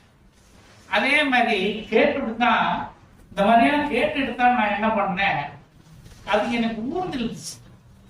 இங்க வந்து படிச்சு முடிச்சுட்டு அடுத்து என்ன பண்ணு, நான் வித்தியாசமா யோசனை பண்ணி போடுறது, வித்தியாசமான கோர்ஸ் போடுறேன். நான் நினைச்சிருந்த டாக்டர் கூட படிச்சிருக்கலாம், நாங்கள் காசு நான் வேண்டாம் அப்படின்னு விட்டுட்டு லாயருக்கும் படிச்சிருக்கலாம், மற்றது பண்ணலாம். வேற கோர்ஸ் போட்டேன், அதுவும் கிடைச்சது. MA டிஃபென்ஸ் ஸ்டடீஸும் கிடைச்சி, கிரிமினாலஜும் கிடைச்சி, அதெல்லாம் பிடிச்சிட்டு பிலிம் கிடைச்சிருக்கு. நமக்கு இன்ட்ரெஸ்டான கோர்ஸ் இதுதான், இதுல கான்சென்ட்ரேட் பண்ணதான் நம்ம நல்லா வர முடியும் அப்படின்னு சொல்லிட்டு அதுல சேர்ந்து படிக்கையிலே நான் தேர்தல் படிக்கையிலே போட்டு 89 முடிச்சு 90 எனக்கு ரிசல்ட் வந்ததே எனக்கு வேலை கிடைச்சதுக்கு அப்புறம் தான் கிடைச்சிச்சு. அந்த மாதிரி நான் வந்து அதை கரெக்டா நான் சேர்ந்துட்டு பம்பாயில போய் சேர்ந்தேன். குழந்தைகளுக்கு இருக்கக்கூடிய மனசு என்னன்னா, நம்ம நியூயார்க்ல இருக்கணும், நம்ம லண்டன்ல இருக்கணும், உனக்கு தெரியுமா நீ பெருசா பேசிக்கிட்டு இருக்கிற, சென்னை போயிருக்கிறியா, பம்பாய் போயிருக்கியா கேட்க கிராமத்துல. நான் நேரா வந்து பம்பாயில டெல்லியில அட்டன் பண்ணிட்டு நேரா பம்பாயிலே போய் வேலை வந்தேன். திருப்பி நான் இன்ஸ்டியூட்ல படிக்கையில உனக்கு என்ன தெரியும் தொழில்நுட்பத்தில் எல்லாத்தையும் தூக்கி போட்டுட்டா நீ என்ன பண்ணுவேன் அப்படின்னு பார்க்கையில எடிட்டிங்ல வந்து இந்த அது இருந்தது. இப்போ கம்ப்யூட்டர்ல இருந்து இந்த மாதிரிலாம் வந்தாரு. இது இருந்தா ப்ராசஸிங்ல என்ன பண்ணுவான்னு கேட்கல, ப்ராசஸிங்ல வந்து லேப், அதுல என்னென்ன கெமிக்கல் போடணுங்கிறதெல்லாம் நான் கத்துருக்கேன். அதுல என்னென்ன மிஷின் எவ்வளவு போடணும் தெரியும். இப்படி யோசனை பண்ணி பார்க்கையில முதல்ல எப்படி கண்டுபிடிச்சா, நம்ம எலி பிடிக்கிறதுக்கு சுண்டு வச்சுட்டோம், எலி சுண்டுன்னு சொல்லுவாங்க ஊர்ல, அந்த அளவுக்கு தான் இருந்தது. அதான் ஒரு எலிச்சுண்டு கிடைச்சு நான் பண்ணிட்டு போக மாட்டேன் அப்படின்னு அதைத்தான் நான் சொன்னது உங்களுக்கு லேப் ப்ராசஸிங்ல. நான் சொன்னது கிளீனிங்ல சொன்னது அந்த ஸ்டூடெண்ட் பையன்ல நீ ரொம்ப பிகு பண்ணாத, ஒரு எலிச்சுண்டு கடிச்சுனா போதும், அவன் ப்ராசஸ்க்கு நானே பண்ணிட்டு போயிருப்பேன், இது ரெண்டையும் குறைச்சி அதில் போட்டு வித்துருவேன் 5 நிமிஷத்துல, அது எனக்கு தெரியும் அப்படின்னு. அந்த மாதிரி சொல்லிட்டு இருந்ததுனால தான் டம்முன்னு போய் சேர்ந்து இது பண்ணிட்டு திருப்பி திரைப்படத்துறைக்கு போகையில தான் இப்பதான் நம்ம முக்கியமா நான் பேச வரேன். நமக்கு காமிச்சதெல்லாம் இவர் எழுதின கதை வசனம், இவர் நடிச்ச ஒரு இது ஹிந்தி படம், அது அவர் படம், இது பாலச்சந்தர் படம், இது பாலமேந்திரா படம், இது பெண்கள் சம்பந்தமான படம், இதுல கலாச்சாரம் நல்லா இருக்கு, பாடல் நல்லா இருக்கு, இதுல இது சரியில்லை, அது சரியில்லை, உடையெல்லாம் சரியில்லை, வயல்கள்லாம் கட்டு போயிட்டீங்க, இப்படி எல்லாம் நம்ம நினைச்சிட்டு. ஆனா உள்ளுணர்வு உத்தாக்கம், இந்த மாதிரி உள்ளுணர்வு உத்தாக்கம் புரியுதுங்களா? அதை உரைதீர்த்து எங்க எடுக்கணும்னு சொன்னா நம்ம கடைஞ்சி பார்க்கணும் எங்கடா கிடைக்குதுன்னு. இது திரைப்படத்துறையில மத்திய அரசு இதுல எடுக்கிறாங்க, அது மக்களுக்கு காட்டுறதே இல்லை. இப்ப நானா போய் நமக்கு வர்றதெல்லாம் பிரைம் மினிஸ்டர் வர்றாரு, வெளிநாட்டுக்காரருக்கு வர்றாரு, மோடி இருக்கிறாரு, அவரு வர்றாரு, இதுதான் நமக்கு 10 நிமிஷத்துக்கு காமிக்கிறாங்க. அவன் எடுக்கிற 6 மணி நேர படம், 10 மணி நேர படம், 15 மணி நேர படம், அதெல்லாம் யாராவது காமிக்கிறாங்களா? யாராவது நம்ம பாக்குறோமா? தெரிஞ்சவங்க யாரும் நமக்கு சொல்றாங்களா? ஒரு IAS IPS போறாங்க, நம்மளும் எத்தனையோ ஆசிரியர்களா இருக்கு சொல்ல. அந்த மாதிரி படிக்கிறேன், ஹிஸ்டரியை படிக்கிறாங்க, எக்கனாமிக்ஸ் படிக்கிறாங்க, எல்லாம் படிக்கிறாங்க, எல்லாத்தையுமே எடுக்கிறான். திரைப்படத்தை பிலிம் விஷயம் எல்லாமே எடுத்துருக்கு. எனக்கே ஒரு படம் கொடுத்துருக்காங்கன்னா நான் வந்து மாங்காய் எடுக்கிறது எப்படி, வெங்காயம் எடுக்கிறது எப்படி, என்னென்ன கொடுக்குறாங்க. வெங்காயம் போஸ்ட் ஹார்வெஸ்ட் மேனேஜ்மெண்ட், ஆனியன், காந்தா, பொட்டாட்டோ, அப்படி இப்படின்னு கொடுத்தாங்க. இவன் தமிழ்லாம் இவனுக்கு தெரியாதுனாங்க, இவனுக்கு ஹிந்தி नहीं आता है, वो अंग्रेज नहीं आते है, தமிழ் वाला है அப்படின்னாங்க. நான் பையா இங்க இருக்கையில பிலிமின்ல படிக்கையில ஒரு புக்கை வாங்கி 30 நாள் ஹிந்தி கத்துக்க பேசி நானே தனியா போனேன். நானே கொண்டா இருந்தேன், வரதெல்லாம் சர்வசாதாரணமா நானே தான் போட்டேன். அது மாதிரி இருந்துட்டு நான் யாரும் இல்லாம போய் இன்னைக்கு பிரதமர் இருக்கிறாரு, அவர் உள்ள மகுவா பாகுனாரு எல்லாம் ஒரு காந்தி பிறந்த வீட்டுல போய் 1 மணி நேரம் கதை விளையாடுன்னு சொல்லிட்டு நான் படுத்துக்கிட்டேன். அவர் பிறந்த இடத்துல மகாத்மா காந்தி பிறந்தாரு 125வது அவருடைய பிறந்த இது பண்றதுக்கு ஜெயந்திக்கு என்ன கொடுத்தாங்க அந்த படத்தை. Mahatma Gandhi 125th birth anniversary. The film assigned to me. I went there. I asked this house supervisor, close the door. அப்படின்னு சொல்லிட்டு என்னடா அவர் காந்தி கல்யாணம் பண்ணதுல இருந்து அவர் வச்சு கொடுத்த ஆடுகள் அமிக்குழவி எல்லாமே இந்தந்த ரூம்ல இருக்கு, இந்த ரூம்ல இருக்கு, எல்லாம் காமிச்சேன். இந்த இடத்துல தான் அவர் பிறந்தது, இங்கதான் இருந்ததும்மா. அதை சாப்பிட்றா அவர் சொல்லிட்டு பார்த்துட்டு வந்தேன். ஏன்னா நான் பிறந்தது இந்த காலவரி கூட இல்லை, என் ஊருக்கும் கடற்கரைக்கு 2 கிலோமீட்டர் தான். அவன் ஊரு அது சரி. இங்கே படிச்சேன், நான் சின்ன பிள்ளைகளுக்கு தஞ்சாவூர்ல தான் படிச்சேன். நினைச்சு இங்க வந்திருக்கேன், இத்தனை பேர்ல நபர் கிடைச்சு பார்த்தேன். நானா எந்திரிச்சதுக்கு அப்புறமா அப்ப இது பண்ணேன். அது மாதிரி அந்த ஊர்ல எல்லாம் எடுத்து அந்த மாதிரி படங்கள்லாம் எத்தனை இருக்கு. இப்போ வந்து ஒரு UPS எழுதுறாங்க, ஒரு ஸ்டாஃப் செலக்ஷன் கமிஷன் எழுதுறாங்க. இப்ப நான் அந்த படத்தை எடுத்தேன்னு சொன்னேன்னா நான் வச்சு ஒரு ஆளை வச்சு எழுதுறேன், ஹிந்தியில தான் எடுக்கணும். ஹிந்திக்காரன் பையன் பத்தி எழுதணும். மேல இருக்கிற அதிகாரி பஞ்சாப்காரன், அவன் எனக்கு பிடிக்காதுன்னு வச்சுக்கல, அவன் எல்லாரும் எல்லா வேலையும் பண்ணுவான். அவனுக்கு ஒரு மேல் அதிகாரி தமிழ்நாடு, அவருக்கு சண்டை. அவன் என்ன பண்ணிட்டான், அதுக்காக வந்து எதிர்ப்பு பண்ணி போட்டாங்க. திருப்பி நான் இங்க வந்துட்டேன், பெங்களூருக்கு வந்துட்டு. அந்த ஆள் வந்து என்ன பண்ணாரு, எவரு வேலையை விட்டு போனாரு அவரே வந்து ஒரு பாசிக்காரன் பிடிச்சாரு, குல்தீப் சந்தானி. அவன் தான் நல்லா இங்கிலீஷ் பேசுவான், பாசிக்காரன்.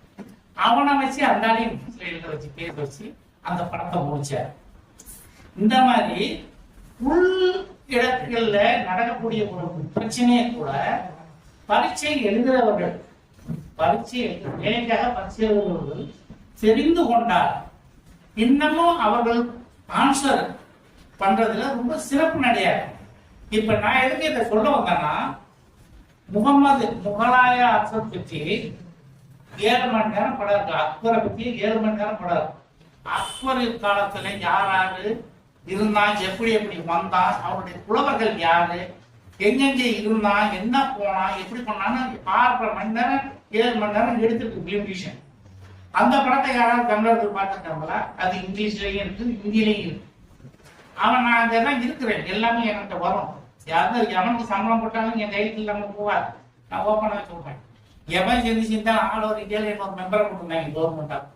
நான் சேர்ந்த 92ல இருந்து நீ வந்து மெம்பர் இபிஆர் இருந்தாலும் சரி, எவனுக்கு சம்பளம் கொடுக்குறாலும் சரி, எவனுக்கு இது அது பண்ணாலும் சரி, கையில் போவான்னு சொல்லி அது மினிஸ்ட்ரியிலேருந்து வந்துச்சு. ஆகையினால எனக்கு வாங்குவாங்க. அது கல்கத்தாக்காரனா இருக்கட்டும், அவங்க சென்னையா இருக்கிற மாதிரி எல்லாம் எனக்கு வாங்குவாங்க. அப்போ வந்து ஒரு கேட்கையில ஒருத்தன் 6.5 மணி நேரம் படத்தை டெல்லி கேட்கலாம், அவன் பார்க்கணும்னு அவன் டெல்லி அடிக்கிறதுல காமிக்கிறாங்க. அவனுக்கு செக்ரட்டரியேட் வேண்டிய இருப்பாங்க. புரியுதுங்களா சார்? தலைமை இந்த மத்திய அரசு செக்ரட்டரியேட் வேண்டியா, அவன் உள்ள எந்த யூபிஎஸ்சில இருக்கிறாங்க, அவன் படிச்சது எங்கெல்லாம் பண்றாங்களாம். அவங்க வந்து அவங்க இந்த படத்தை பார்த்துட்டாங்கன்னா ரொம்ப ஈஸியா இருக்கும் அவனுக்கு ஆன்சருக்கு. அப்போ அவன் என்ன பண்றான், டியூஷன் எடுக்கிறான் டெல்லியில இருக்கவன், இவனும் புக்கு வாங்கி படிப்பான். ஒரு படத்தை பார்க்கையில அவன் அங்க மனசு ஆட்டோமேட்டிக்கா நடு சென்டர்ல போயிருந்தா இல்லையா? நீங்க போடுற இடத்தை சுத்தி காமிக்கிறதும், ஆக்ராவை காமிக்கிறதும், இதை காமிக்கிறதும், ஆள் வந்து பேசுறது, இதை பண்றதும், 4 பேர் எழுதின புத்தகம் படிக்கிறதுக்கும் ஒருத்தர் பேசுனதுக்கு எல்லாமே மிக்சட் ஆகும். அப்ப ஈஸியா ஆன்சர் வச்சு போயிடும். இது நான் இந்த மாதிரி நான் வந்து அது ஒன்று சொல்றேன். ஹிஸ்டாரிக்கல் என்வரன்மெண்ட்டையும் நாங்க பண்ணியிருக்கிறோம். ஆர்ட் அண்ட் கல்ச்சரையும் ஒவ்வொரு ஸ்டேட்லையும் பண்ணியிருக்காங்க.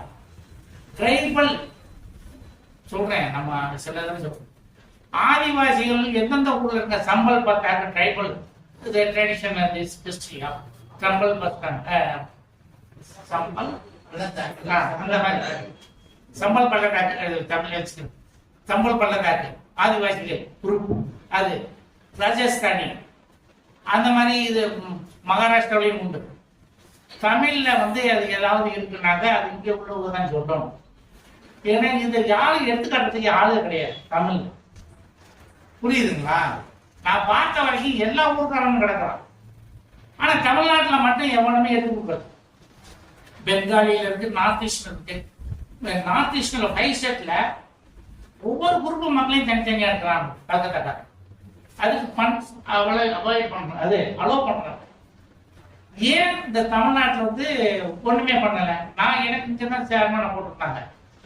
ஆந்திரா, கர்நாடகா, மலையாளம், தமிழ்நாடு எல்லாத்தையும் நான் தான் சப்போர்ட் பண்ணி அனுப்புவேன். கிட்டத்தட்ட நான் இந்த இதுக்கு வந்த பொழுது கிட்டத்தட்ட ஒவ்வொரு வாட்டியும் 45-50 கோடி அப்ரூவ் பண்ணி அனுப்புவேன் பாம்பே. ஏன்னா முதல் கட்டம் நான் அனுப்பினதை வந்து 2வது கட்டம் அவன் கண்டினியூஸ் பண்ணுவான் பம்பாயில். ஒரு துறையில எப்படி பார்த்துக்கோங்க. முதல் கட்டத்துல நீங்க ஒரு ஸ்டோரி எடுப்பீங்க, நீங்க அனுப்பிருக்கீங்க, ஏதோ டிஃபரெண்டா அனுப்பிருப்பாங்க. சென்னையில இருந்து அனுப்பியிருப்பாங்க, மதுரையில இருந்து அனுப்பியிருப்பாங்க, திருநெல்வேலி எல்லாம் வரும், எல்லாம் பெங்களூருக்கு தான் வரும் என்கிட்ட.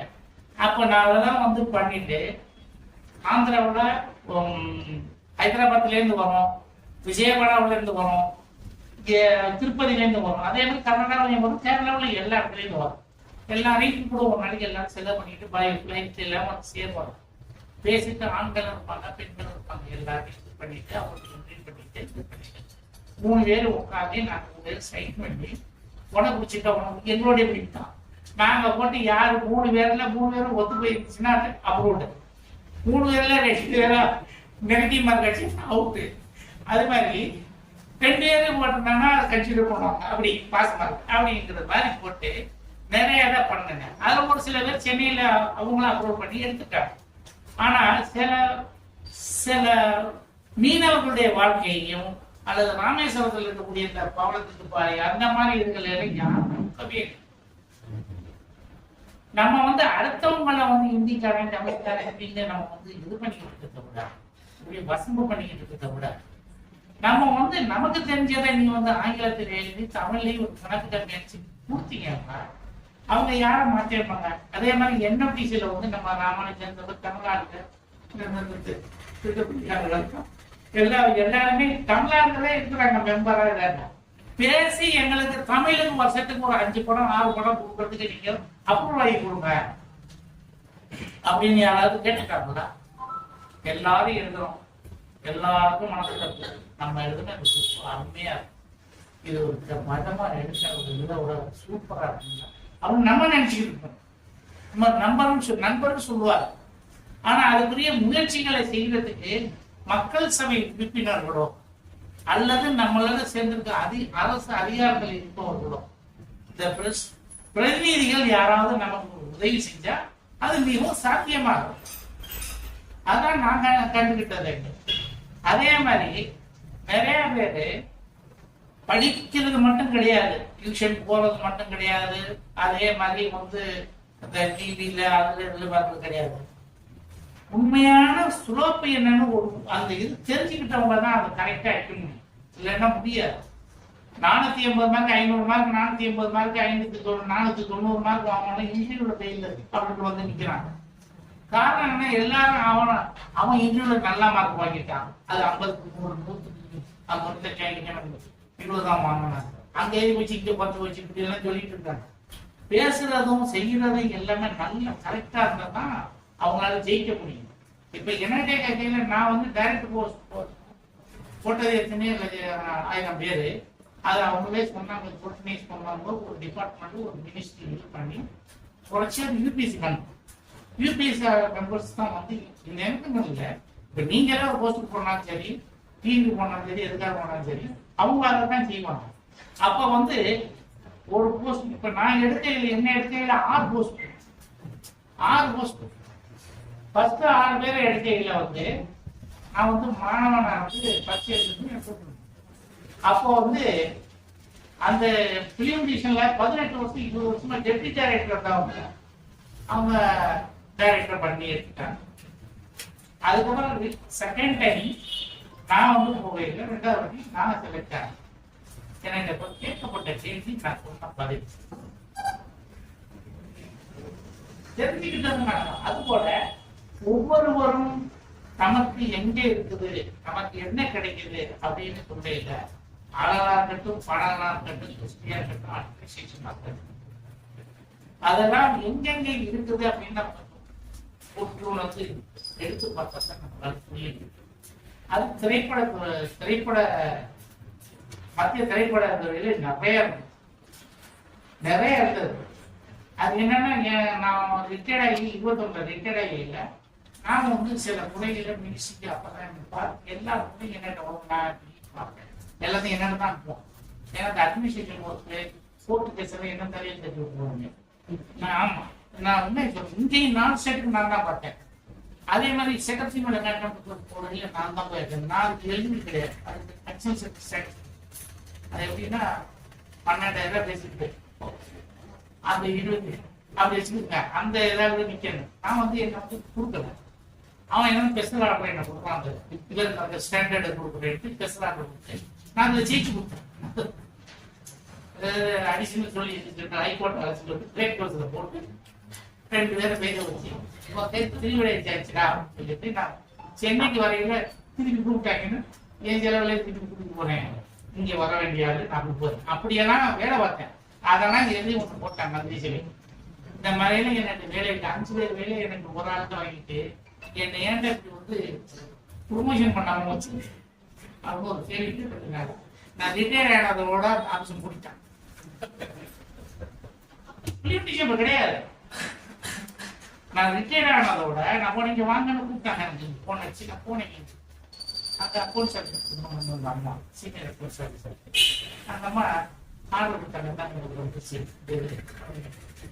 அப்புறம் காப்பி பார்த்தேன். முயற்சி கொடுத்து censor board NMTC. The officer would be the censor board chief. அவன் போட்டேன். என் ஆபீஸ் என் கட்டடம் அது யார் தெரியுமா, அது 10 ஏக்கர் இடம் 3500 கோடி கட்டிருக்காங்கன்னா முகேஷ் அம்பானி அவங்க இருக்கேன். அந்த பக்கம்லாம் மில்லியனர்ஸ் வரக்கூடிய அந்த ஓனர் வந்து பாகிஸ்தான் முஸ்லீம். அவன் இந்தியாவில் இருந்து பாகிஸ்தான் போயிட்டான். அந்த இடத்துக்கு அப்படி இப்படி நீ எழுத்து போட்டு வர அந்த தமிழ்நாடு அம்மா இல்லைங்க ஆமா இறையங்கிற ஒரு அம்மா அவங்கதான் பாத்துட்டு 2 10 மாடி பில்டிங் எது உடைச்சாலும் எது போனாலும் என்னட்ட தான் கேட்கவா, நான் தான் சொல்றேன்னு தெரிஞ்சுக்கிட்டு முதல்ல எனக்கு கொடுத்து நான் பார்த்து கொடுத்தேன். வெள்ளக்காரன் வீடு இருந்து ஒரு ஆபிள் பேர் எடுத்து அதுக்கப்புறம் என்ன பண்ணாங்க, அந்த ஆபீஸுக்கு வச்சுட்டு அந்த ரெக்கார்டிங் ஸ்டுடியோவை இடிச்சுட்டு நேஷனல் ஃபிலிம் ஆர்ச்சிவ் கட்ட ஆரம்பிச்சிட்டாங்க. கட்டிட்டு நீங்க நேஷனல் ஃபிலிம் ஆர்ச்சிவ்ல தான் நம்ம சனங்கள்லாம் வந்துட்டு 1 வருஷம் பேசாம பிரைம் மினிஸ்டர் வேலை போட்டேன். ஒரு எழுதி போட்டத்தோட ஷட் டவுன் பண்ணி பிங்கா இருந்தேன், க்ளோஸ் டவுன் பண்ணி எல்லாரும் சர்ப்ளஸ் எல்லாம் தள்ளி விட்டான். மக்கள் 17 தமிழர்கள் டிஆர்எஸ் கொடுத்து வெளியே வந்துட்டாங்க. அதனால எதுக்கு நான் இதை சொல்றேன்னா, நமக்கு ஒரு சரியான ஒரு ரூல்ஸ் அண்ட் ரெகுலேஷன் தெரிஞ்சா தான் எங்க முதல்ல கட்ட முடியும், இல்லைன்னா முடியாது. ஸ்டெப் இல்லைன்னா அதுதான் இது நிறைய. அதே மாதிரி திரைப்படத்துறையில நம்மளுடைய பண்பாடு இவைகள் எல்லாம் காலத்துக்கு ஏற்ப மாறி இருந்தாலும் ஓரளவுக்கு தான் அவர்கள் பொறுத்துக்கொண்டு எடுத்துக் கொண்டிருக்கிறார். பார்த்து மக்கள் நாம் தான் அதை கவனம் செலுத்தி பார்த்து அன்பு நடித்த எனக்கெல்லாம் சொல்றேன், நாகேஷ் பிடிக்கும். இன்னும் சொல்ல போனா படத்துல நாகேஷ் நடிச்சிருக்காங்க, நாங்களாம் தூங்காம போய் பார்ப்போம். இன்னைக்கு சிவாஜி கணேசனோட ஒரு ஈக்குவலா நடிச்சிருக்கலாம் அப்படின்னு சொல்ல போனா எனக்கு பாக்கிற இது நாகேஷ் தான் சொல்றேன்.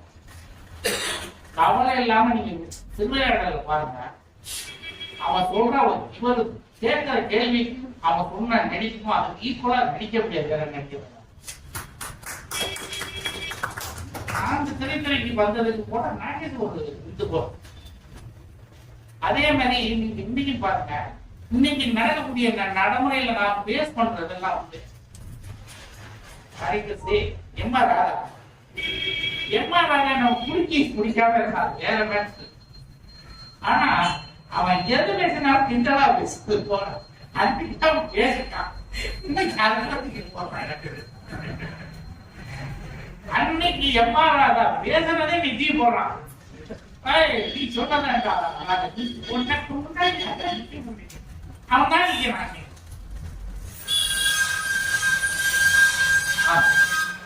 அதனால அருமை நண்பர்களே, திரைப்படத்துக்கு வந்து பண்பாடு காத்துக் கொண்டிருக்கிறது.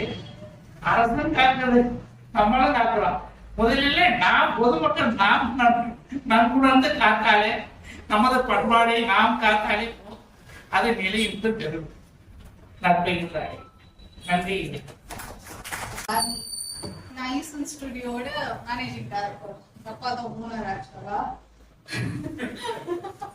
ஸோ நான் எப்போதும் ஸ்டுடியோக்குள்ள தான் இருப்பேன். ஆனா இங்க வரதுக்கு எனக்கு டைம் கரெக்டா இருக்காது. எனக்கு உங்க அசோசியேஷன் கூட எல்லா டைமும் ஒவ்வொரு வெனஸ்டே வரணும்னு எனக்கு ரொம்ப ஆசை. நான் வர முடியல. பண்ணாம இருந்தீங்க.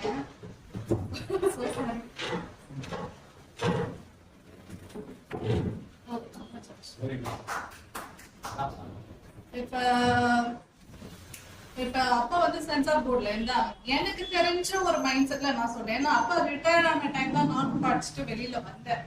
எனக்கு இருக்கிற நாலேஜ் வந்து ரொம்ப பேசிக்கான நாலேஜ். இப்ப காலேஜ் போகும்போது எவ்வளவு ஃபிலிம் பத்தி ஒன்றும் தெரியாது. நானும் உங்களை மாதிரி ஆடியன்ஸ் தான். நார்மல் படம் பார்ப்பேன், நிறைய இங்கிலீஷ் ஃபிலிம் பார்ப்பேன்.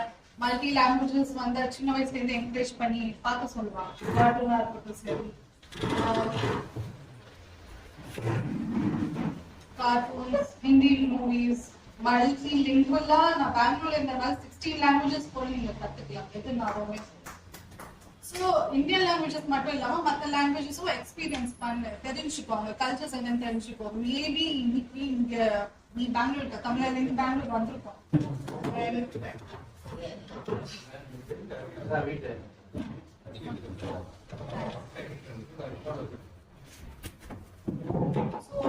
நிறைய தெரிஞ்சுக்கோங்க அப்படின்னு சொன்னாங்க.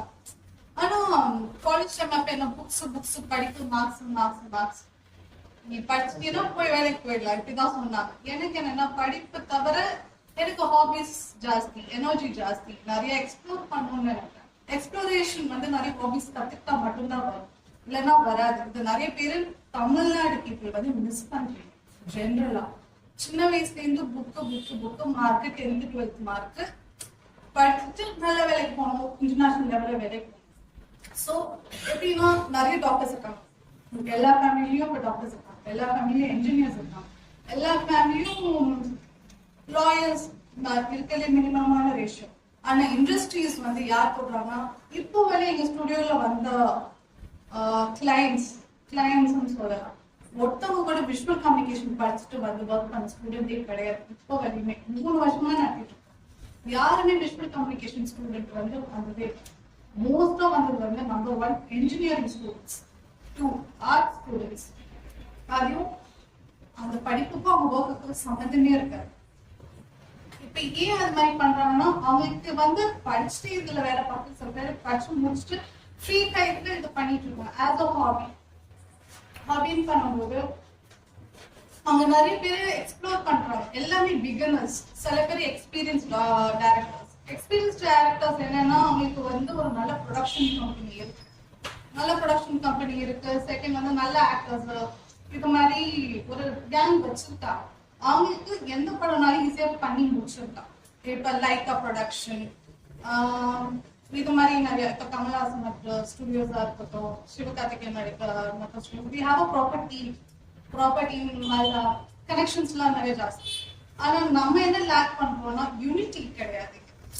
நம்ம பீப்புளே என்கரேஜ் பண்றோம். இப்ப நீங்க வந்து படம் இருக்கலாம், இல்ல நீங்க எடுக்கலாம், ஆனா நீங்க உங்க ஃபேமிலி மட்டும் தான் சப்போர்ட் பண்றீங்க. கம்யூனிட்டியா சப்போர்ட் பண்ற பீப்புள் ரொம்ப லேக்கிங். இப்ப நீங்க ஒரு பிசினஸ் ஸ்டார்ட் பண்றீங்கன்னா வச்சுக்கோங்களேன், உங்களை சப்போர்ட் பண்றதுக்கு உங்க கம்யூனிட்டியை சப்போர்ட் பண்ணா நிறைய பேருக்கு அது ரீச் ஆகும். இப்ப நம்ம தமிழோட சினிமாவும் அதே தான் லேக்கிங் ஆகுது. இப்ப நம்மளே இப்படி சப்போர்ட் பண்ணலாம், தமிழ் இண்டஸ்ட்ரி எப்படி பூம் ஆகும். இப்ப எங்க அப்பா காலத்துல எம்ஜிஆர், சிவாஜி கணேசன் இப்படிலாம் சொல்றீங்க. எங்க அம்மா காலத்துல ரஜினிகாந்த், விஜயகாந்த், கமல்ஹாசன் சொல்றீங்க. எங்களோடதுல வந்து விஜய், சூர்யா, விக்ரம் இப்படிலாம் இருந்தா நெக்ஸ்ட் ஜெனரேஷன் யாரா சொல்ல முடியுமா? ஃபியூச்சரே இல்ல. ஷார்ட்ஸ் விடுங்க, ஹீரோஸ் விடுங்க, ஒரு தமிழ் ஹீரோயின் கூட கிடையாது, ஒரு தமிழ் ஹீரோயின் கூட கிடையாது. முன்னாடி 80s and 90s பாத்தீங்கன்னா அதான் கடைசி இந்த தமிழ் ஹீரோயின் நினைக்கிறேன் இருக்கலே ரொம்ப அப்ரிஷியேட் பண்ண ஹீரோயின்ஸ். அதுக்கப்புறம் நீங்க யாருமே ஹீரோயின்ஸா நீங்க வளர்க்கல, இண்டஸ்ட்ரிக்கு அது தேவைப்படல. அதனால பொண்ணுங்க கிட்ட நீங்க எப்படி சொன்னீங்க, இண்டஸ்ட்ரிக்குள்ள உள்ளக்குள்ள போனீங்கன்னா தப்பா எடுத்துப்பாங்க. அந்த சர்க்கம்ஸ்டன்சஸும் கிளீனா வச்சுட்டு நம்ம எந்த எஃபர்ட்டும் போடல. As a people we didn't encourage our industry to be positive and growth. இது நம்ம வந்து ஆஸ் அ பீப்புள் கூட சொல்ல, நெக்ஸ்ட் கம்யூனிட்டி இல்ல ஹையர் பீப்புள் கூட இதுக்கு எஃபர்ட் போடல. அதனால நம்ம இன்னைக்கு ஹீரோயின் இல்லாம இருக்கோம். இது எல்லாமே ஒரு மைண்ட் செட், ஒரு பாசிட்டிவான மைண்ட் செட் எடுத்தீங்கன்னா பாசிட்டிவா நீங்க கிரியேட் பண்ணலாம். யாருமே அந்த எஃபர்ட் போடாம இருந்ததுதான் நம்ம மேலேயே மிஸ்டேக் வச்சு ஒரு இண்டஸ்ட்ரி வந்து க்ரோன்னு சொன்னா இப்ப இருக்கிறதுல எல்லா இண்டஸ்ட்ரியும் பூம் ஆயிட்டு, கேரளா இண்டஸ்ட்ரி பூம் ஆயிட்டு, நார்த் இந்தியனுக்கு கேஷுவலிட்டி நெப்போட்டிசம் போயிட்டு. சோ அவங்க எப்படின்னா காசு கொடுத்து இது பண்ணிக்கலாம். நம்ம யாரு இருக்கா? நம்ம ஹீரோஸ் கூட ஓன் பியூர் ஹீரோஸ் கூட கிடையாது. பட் ஸ்டில் தமிழ்நாட்டுக்காக பண்ணிட்டு இருக்காங்க, அப்ரிஷியேட் பண்ணி தான் இருக்கணும். ஏன்னா தமிழ்நாட்டுல அது யாருமே பண்ணல. எங்க லேக்கிங்கா போயிடுச்சு. சரி, எங்க ஸ்டுடியோல வர இந்த சின்ன சின்ன டைரக்டர்ஸ் சொல்லலாம், காலேஜ் படிச்சுட்டு காசு இல்லாம வர்றாங்க, என்கரேஜ் பண்றதுக்காக சரியா ப்ரொடக்ஷன் இல்லை மேடம். சோ நம்ம என்ன பண்ணலாம், நான் இத்தனை வருஷம் படிச்சது இல்ல, அப்பாவோட ஒர்க் நான் என்ன பண்ணலாம்னு நான் சொல்றேன். இன்ஃபேக்ட் ஒரு இண்டஸ்ட்ரி க்ரோ ஆனதுக்கு ஸ்டார்டிங்ல எப்படி சினிமா வந்துச்சு, காசு எதிர்பார்க்க மாட்டாங்க, ரெவல்யூஷனுக்காக பண்ணாங்க, ஃப்ரீயா பண்ணாங்க. டைம் கிடைக்கும் போது நீ இந்த லைன்ஸ் பேசு. ஒரு மேக்கப் ஆர்டிஸ்ட் நல்லா வரைய தெரிஞ்சவங்க மேக்கப் ஆர்டிஸ்டா வச்சாங்க. ஸ்கிரிப்ட் ரைட்டிங் வந்து ரைட்டரா வச்சான்.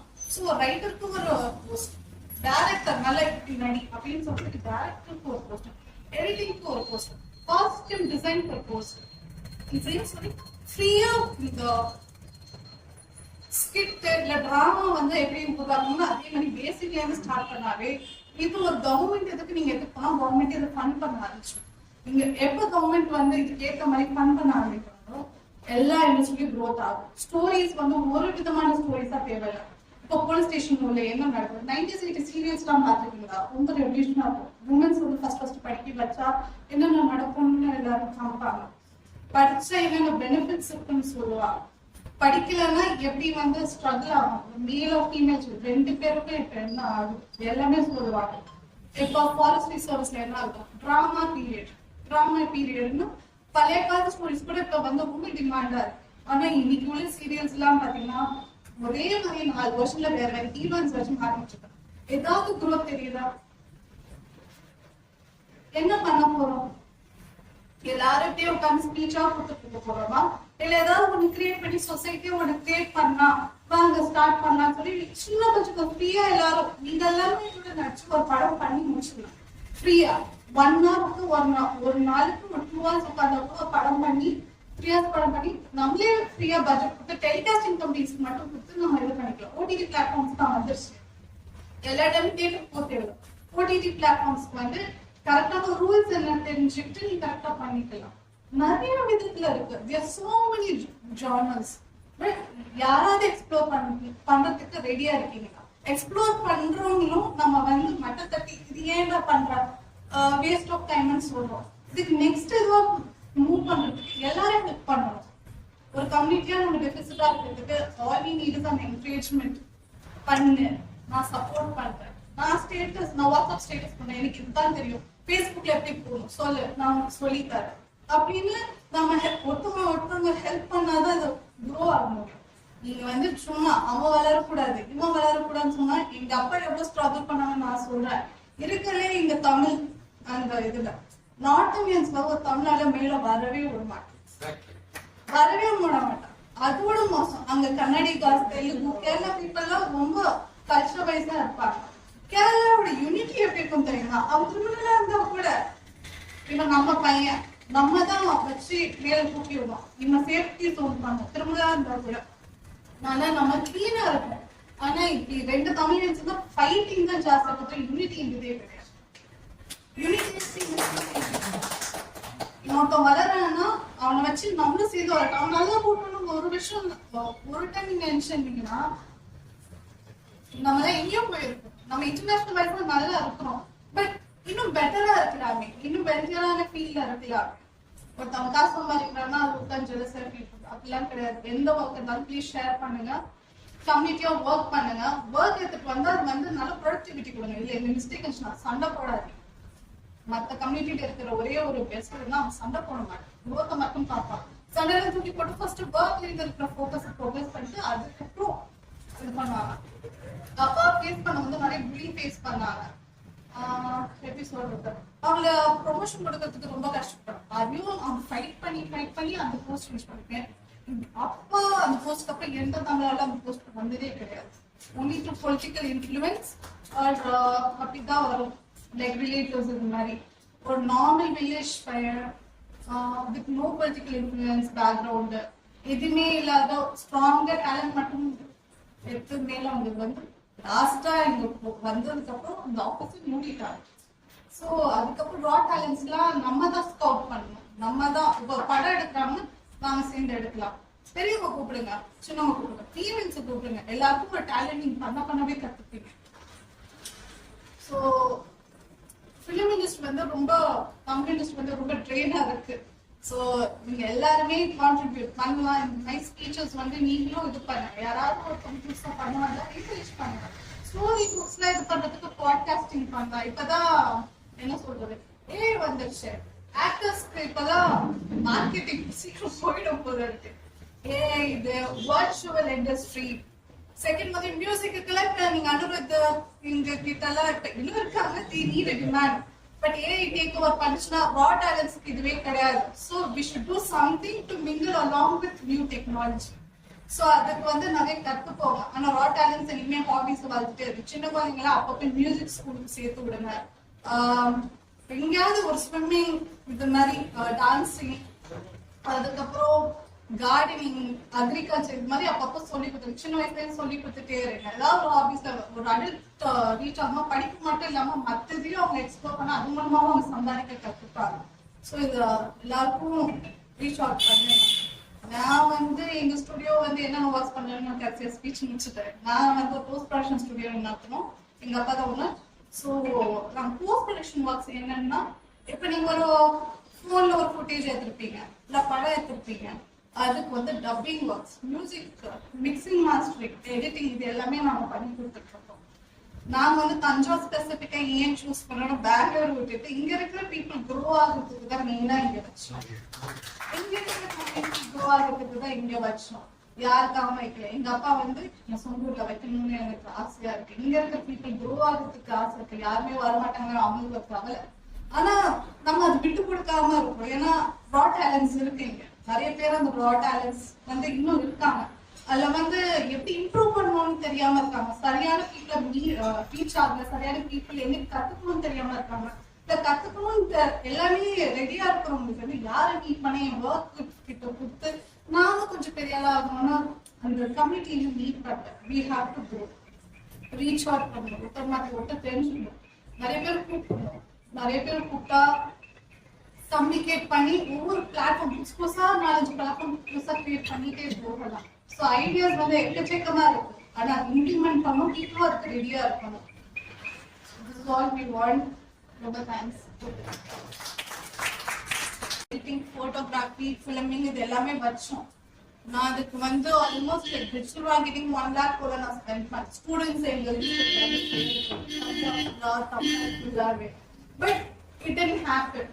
வந்தவங்க மோஸ்ட் ஆஃப் படிச்ச ஸ்டூடெண்ட் 10th or 12th முடிக்கிற ஸ்டூடெண்ட்ஸ்க்கு தான் மெயினா வச்சோம், இல்லை யாராவது இன்ஃபர்மேட்டிவ் பார்க்காம நாங்கள் வச்சோம். ஆனா வந்தது எல்லாமே படிக்காத ஸ்டூடெண்ட்ஸ் தான், ஃபெயிலான ஸ்டூடெண்ட்ஸ். நான் கத்துக்கணும்னு நினைக்கிறேன், நான் காசு இல்லை, ஃபண்ட் இல்லை அப்படின்னு சொன்னாங்க. நிஜமாவே பாவமா இருந்துச்சு. ஆனா நான் கூலிக்கு வர டீச்சர்ஸ் எல்லாருமே மும்பை, சென்னையில இருக்க எங்க அப்பாவோட சீனியர் டீச்சர்ஸ், அவங்களோட சம்பளம் கொடுக்கறது. நான் நடத்துறது ஒரு பிசினஸ், ஆனா அது கம்மியாவே நான் வச்சேன். 20,000 நீங்க எல்லாம் கத்துக்கிட்டு போலாம் அப்படின்னு சொல்லி நான் வச்சேன். யாருமே வரல. வந்தாலும் 1 or 2 ஸ்டூடெண்ட்ஸ் வந்து எங்க டீச்சர்ஸ் சொல்லி கொடுக்க முடியாது, எனக்கு 30 ஸ்டூடெண்ட்ஸ் நானும் வேணும்னு சொன்னாங்க. நான் பிளாட்ஃபார்ம் உருவாக்கி என்னால வந்து அந்த ஸ்டூடெண்ட்ஸை ரீச் பண்ண முடியும். நான் அதே ஸ்டாப் பண்ணிட்டேன். ஆனா இங்கேயும் நிறைய இன்ஸ்டியூட்ஸ் இருக்காங்க, ரெகுலர் நான் இன்ஸ்டியூட்ஸ் எல்லாம் இருக்காங்க. ஆனா கத்துக்கிட்டு கரெக்டான டைரக்டர்ஸ் கிட்ட போய் அவங்களே பிகப் பர்சனா வளர்றதுக்கு ஒரு இன்னும் நம்ம நிறைய ஒர்க் பண்ணணும். இட்ஸ் நாட் லைக் பிளாட்ஃபார்ம்ஸ் நிறைய கரெக்டான பீப்புள் கிட்ட ரீச் பண்ணி கரெக்டான இது கத்துக்கிட்டு போயிடலாம். இருந்தாலும் அம்மா உன்னை போல் ஆகிடுமா, கோடி கோடியாய் கொடுத்தாலும் நீ தந்த அன்பு கிடைத்திடுமா என்று சொல்லி என்னை பெற்றெடுத்த தாயையும் தத்தெடுத்த தமிழையும் அவையில் அமர்ந்திருப்பதுடன் கூடி வணங்கி என் உரையை தொடங்குகிறேன். காலை தலையில் புயலும் கருங்குயில் ஓசை, சூளை மனம் தாண்டி சோதிக்கும் மானுற்ற அச்சப்பெருங்காற்று, தேன்பொழியும் மழையருவியாக்கான், தேடும் தொழிலீரை கண்களில் கண்ணீராயாக்கான், சின்னத்திரு சீக்கு கையுக்குள்ளே போய் சீரழியது செல்லுக்குள்ளே, அழகிய உலகில் அழியும் யாரும் அழகே என்று சொல்லி நம்முடைய கவிதை காலமானது ஆரம்ப காலத்திலிருந்து இன்று வரைக்கும் ஒரு இனிமையும் சுவையும் தரக்கூடிய காலமாக இருக்கு. இந்த கவிதை காலத்தை வந்து 4 வகையா பிரிக்கிறேன். சங்ககால கவிதை காலம், பக்தி இலக்கிய கவிதை காலம், மறுமலர்ச்சி கவிதை காலம், அப்புறம் இப்ப இருக்கக்கூடிய நவீன புது கவிதை காலம். இதுல முக்கியமா சொல்லணும்னா சங்க இலக்கிய கவிதை காலம். சங்க இலக்கிய கவிதை காலத்தை பொறுத்த வரைக்கும் இப்ப இருக்கக்கூடிய ஒரு சின்ன பையன்டையோ யார்ட்டையோ கொடுத்து இந்த சங்க கால கவிதை படி அதுல ஒரு என்ன அர்த்தம் அப்படின்னு கேட்டா அதை புரிஞ்சுக்கிறதும் அந்த புரிதலும் ரொம்ப கடினமானவும். ஏன்னா அப்ப உள்ள வார்த்தைகள் இப்படி வழக்கத்துல நம்மள்ட்ட கிடையாதுங்கிறது தான் உண்மை. அப்படி அந்த சங்ககால இலக்கியங்கள்லயும் அங்க கவிதை வடிவிலையும் உள்ளுரைவும் காதல், வீரம், அன்பு, அறம், படைகுடல் என அத்தனையும் கொண்டிருந்ததாக இருந்தது சங்ககால கவிதை.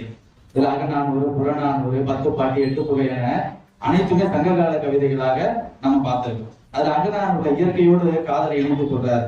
நின்னே போடும் மஞ்சை ஆட, நீ வந்து மயிலை போல ஆடுகிறாய், புகழை மலர்களை போல மலர்கிறாய்ன்னு ஒரு பெண்ணை வந்து ஒரு இயற்கையோடு ஊமைப்படுத்தக்கூடிய ஒரு கவிதை வரிகளாக அகநானூற்றுல இடம்பெற்று. அதே போல புறநானூறுல பொது நலத்தை நம்ம எல்லாருக்கும் தெரிஞ்சது.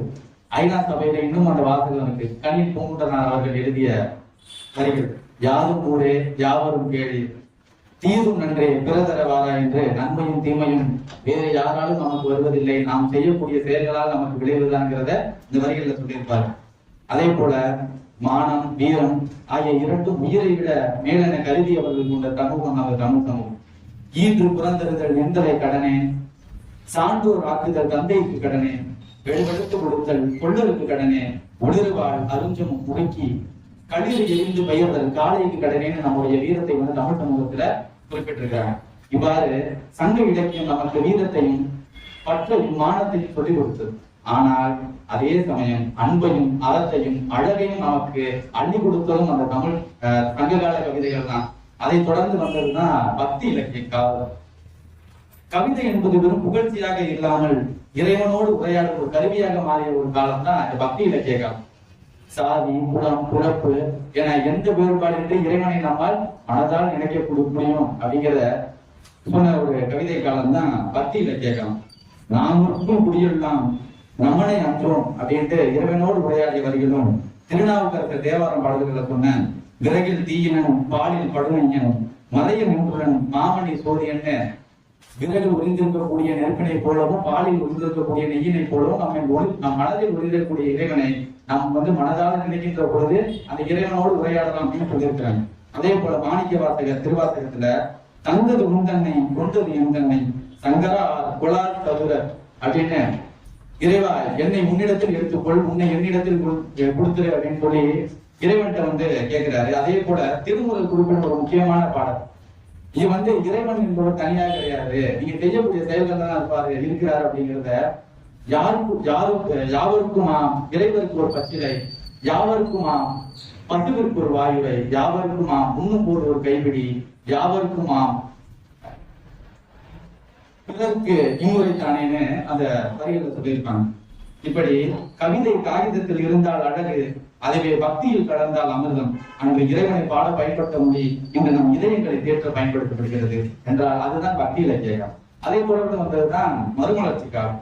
மறுமலர்ச்சி காலம் என்றாலே அடிமைத்தனம், ஆதிக்கம், போராட்டம், ரத்தம் அப்படின்னு தான் நமக்கு முதல்ல ஞாபகத்துக்கு வரக்கூடிய. ஆனா மகாகவி பாரதியார் அனைவரும் வெற்றிக்கு பின்தான் வந்து நம்ம வந்து நம்மளுடைய வெற்றியை கொண்டாடுறோம். ஒரு போராட்டத்திலே எதுவும் ஜெயிச்சுட்டோம்னா வெற்றிக்கு நம்ம சந்தோஷத்தை கொண்டாடுறோம். ஆனா அவரு ஆடிடுவோம் பல்லு பாடிடுவோம் ஆனந்த சுதந்திரம் அடைந்து விட்டோம் என்று ஆடிடுவோம்னு வெற்றி அடைவதற்கு முன்பே மக்களுக்கு போராட்ட எழுச்சியையும் சுதந்திர எழுச்சியும் வளர்க்கணும். அதே போல தன் தாய் தமிழை விட்டு கொடுக்காது, செங்கமன் நாடு என்னும் போதிலே இப்ப தேன் வந்து பாயுது காதலேன்னு அடுத்த தலைமுறையை தாண்டி இந்த தலைமுறை வரைக்கும் பேசிக் கொண்டிருக்கக்கூடிய ஒரு கவிதை வடிவம் அது பாரதிக்கே உண்டான. அதே போல நம்ம பாரதி சொன்னாலே அதன் பின்பு மலரோடு சேர்ந்து நாரும் மணப்பது போல பாரதிதாசன் வந்து விடுகிறார். இதுல அவர் குறிப்பா சொன்னதுன்னா பெண் கல்வி, பெண்ணடிமை, அப்புறம் நாட்டு மக்களுடைய இனம் புரியாமை இதெல்லாம் பத்தி சொல்லியிருந்ததுதான் அவருடைய பெரும். அவர் சொல்லிய வரிகளாவது கல்வி இல்லாத பெண்கள் கலர்நிலம் அந்நிலத்தில் புல் விளைவிடலாம், ஒருபோதும் நல்ல புதல்வர்கள் விளைவதில்லை அப்படின்னு சொல்லியிருந்தார். அதே பாரதியார் தமிழையும் விட்டு கொடுக்கவில்லை. தமிழுக்கு அமுதென்று பேர், அந்த தமிழின்ப தமிழெங்கள் உயிருக்கு நேரங்க தமிழையும் விட்டு கொடுக்காது தன்னுடைய கவிதைகளை தமிழை புகுத்தியவர். கவிதை என்பது புலவர்களுக்கு மன்னர்களுக்கு என மட்டுமே இருந்து புலப்பட்டவை. பாமர மக்களும் தனது சுதந்திர வேட்கையை வெளிக்கொணர செய்தவர்கள் நம் பாரதியும் பாரதிதாசனும். சங்க இலக்கியம் இயற்கையை பாடியது, பக்தி இலக்கியம் இறைவனை பாடியது. ஆனால் மறுமலர்ச்சி காலம்தான் மனிதனை பாடியது என்றால் அதுதான் அதற்கான நிசப்தமான உண்மை. கடைசியாக புது கவிதை காலம், நம் நவீன காலம் என்று குறிப்பிடுவது.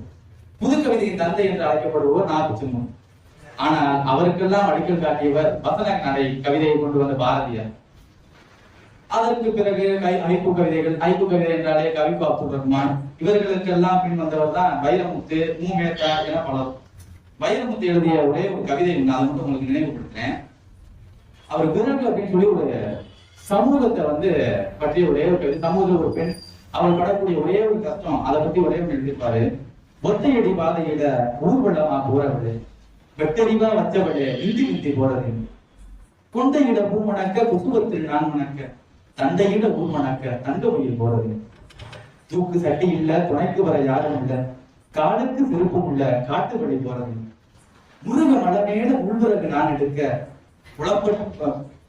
புலப்பு நடக்கணுமே புறப்பட்டேன் கால்கள், 8 மேல 8 வச்சு 8 மைல் நான் நடந்தா உச்சி பொழுது வரும் உள்நாட்டு தாகம் வரும், செத்த எடி முதந்தாடும் செல்லாத்த துணையில் உள்நாட்டு நடக்கையில முசுருக்கு முசுறு வரும். கூடவியில் குட்டதில கொப்பளத்தான் நத்த வரும்.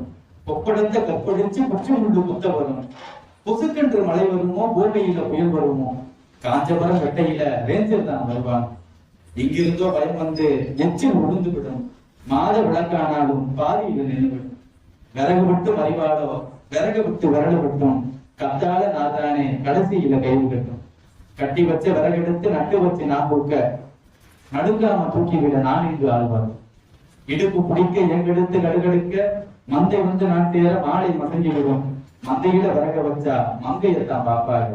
பச்சை பச்சை விறகாச்சேன்னு பாதி விட கேட்பாங்க. கேட்ட விளக்கி விட்டு கேழ்விறகு வாங்கிக்கிட்டு, மூன்றாம் நாள் கத்தரிக்கா முந்தியில ஏந்திக்கிட்டு, குடிசைக்கு நான் போனா குடிதண்ணீர் இருக்காது, என் வீட்டு அடுப்பறிக்க எனக்கு விறகு இருக்காதுன்னு சொல்லி ஒரு பெண்ணின் படக்கூடிய கருத்தை அவ்வளவு அருமையா சொல்லிக்கக்கூடியவர் தான் நம்ம வயல். கடைசியாக ஐப்பு கவிதைனாலே நம்ம வந்து மிகப்பெரிய கவிதை வடிவங்கள் இருந்து மிக குறுகிய கவிதை வடிவங்கள் 3 வரிக்குள்ள ஒரு முழு அர்த்தத்தையுமே கொண்டு வந்திருக்கக்கூடிய கவிதை தான் ஐப்பு கவிதை. வெட்ட வெட்ட வளர்கிறது நகமண்ட வறுமை அப்படின்னு சொல்லி ஒரு கவிதை நான் படித்திருந்தது. அதே போல காமெடி அந்த காட்டுல சொல்றது என்னன்னா, பக்கத்து வீட்டுக்காரன் கூட பெயர் கூட தெரியவில்லை, பக்கத்து வீட்டுக்காரன் பெயர் கூட தெரியவில்லை, வாட்ஸ்அப்பிலும் பேஸ்புக்கிலும் 5000 நண்பர்கள் அப்படின்னு சொல்லி ஒரு காமெடியான முடிவுரையாக, அன்று மன்னர்களையும் மண்ணையும் பெண்ணையும் கணினி யுகத்தையும் தனிமையையும் இன்று வரை பாடிக்கொண்டிருக்கக்கூடிய கவிதை வடிவில், கல் தோன்றி மண் தோன்றா காலத்தை முன் தோன்றிய மூத்த மொழி நம் தமிழ் மொழி, அது இன்றளவும் பயணித்து வருகிறது என்றால் அது கவிதை வடிவம். கவிதை என்பது தூங்குபவனை எழுப்புவதற்கு மட்டுமல்ல, தூங்குவது போல நடிப்பவனை உழுப்புவதற்கு தான் என்று சொல்லி என் வாய்ப்பு நன்றி கூறி விடைபெற நன்றி. மத்திய அரசு குழுவுத்துறை எல்லாம் வந்து நடத்தி கொண்டிருக்கக்கூடிய கௌரவ தலைவர் ராஜவேல் ஐயா அவர்களே, இருபொருளாக உதவி கொண்டிருக்கக்கூடிய வீரையன் உடைய அண்ணாசர்களே, ஒருங்கிணைப்பாளர் பணியை சிவனை செய்து கொண்டிருக்கக்கூடிய அண்ணன் வரபாலகிருஷ்ணன் ஐயா அவர்கள் உள்ளிட்ட அத்தனை ஆளுமைகளுடைய மாநிலத்திலே விளக்கத்தை தெரிவிக்கின்றேன். உண்மையிலேயே இந்த நிகழ்வு ஒரு விசித்திரமான ஒரு நிகழ்வு. திரைப்படத்தை நாம் பார்த்த பார்வை வேறு, அதிலே தணிக்கை துறை இருந்து அந்த படத்தை எவ்வாறெல்லாம் அதிகாரிகளுக்கு கொண்டு சென்று அந்த படம் வெளியில் வருகிறது எவ்வளவு சிரமத்திற்குள்ளாகிறது என்பதை மிக சரியான முறையினுடைய ஐயா அவர்கள் சொன்னார்கள். அந்த மனக்குமரல் அவரிடம் இருக்கிறது, அது அவரிடம் மட்டுமில்லை, அவருடைய மகளிடமும் அந்த குமரல் இருக்கிறது, ஆதங்கம் இருக்கிறது. எப்படி நாங்க என்னுடைய துணையை வந்து தஞ்சாவூர் வைக்கிறோம், ஏழை எளிய மாணவர்களை முன்னேற்றணுங்கிற காரணத்துக்காக அப்படின்னு. ஆனா இது வந்து ஒரு அவ்வளவு சீக்கிரம் இதெல்லாம் வந்து இங்க நடக்காது.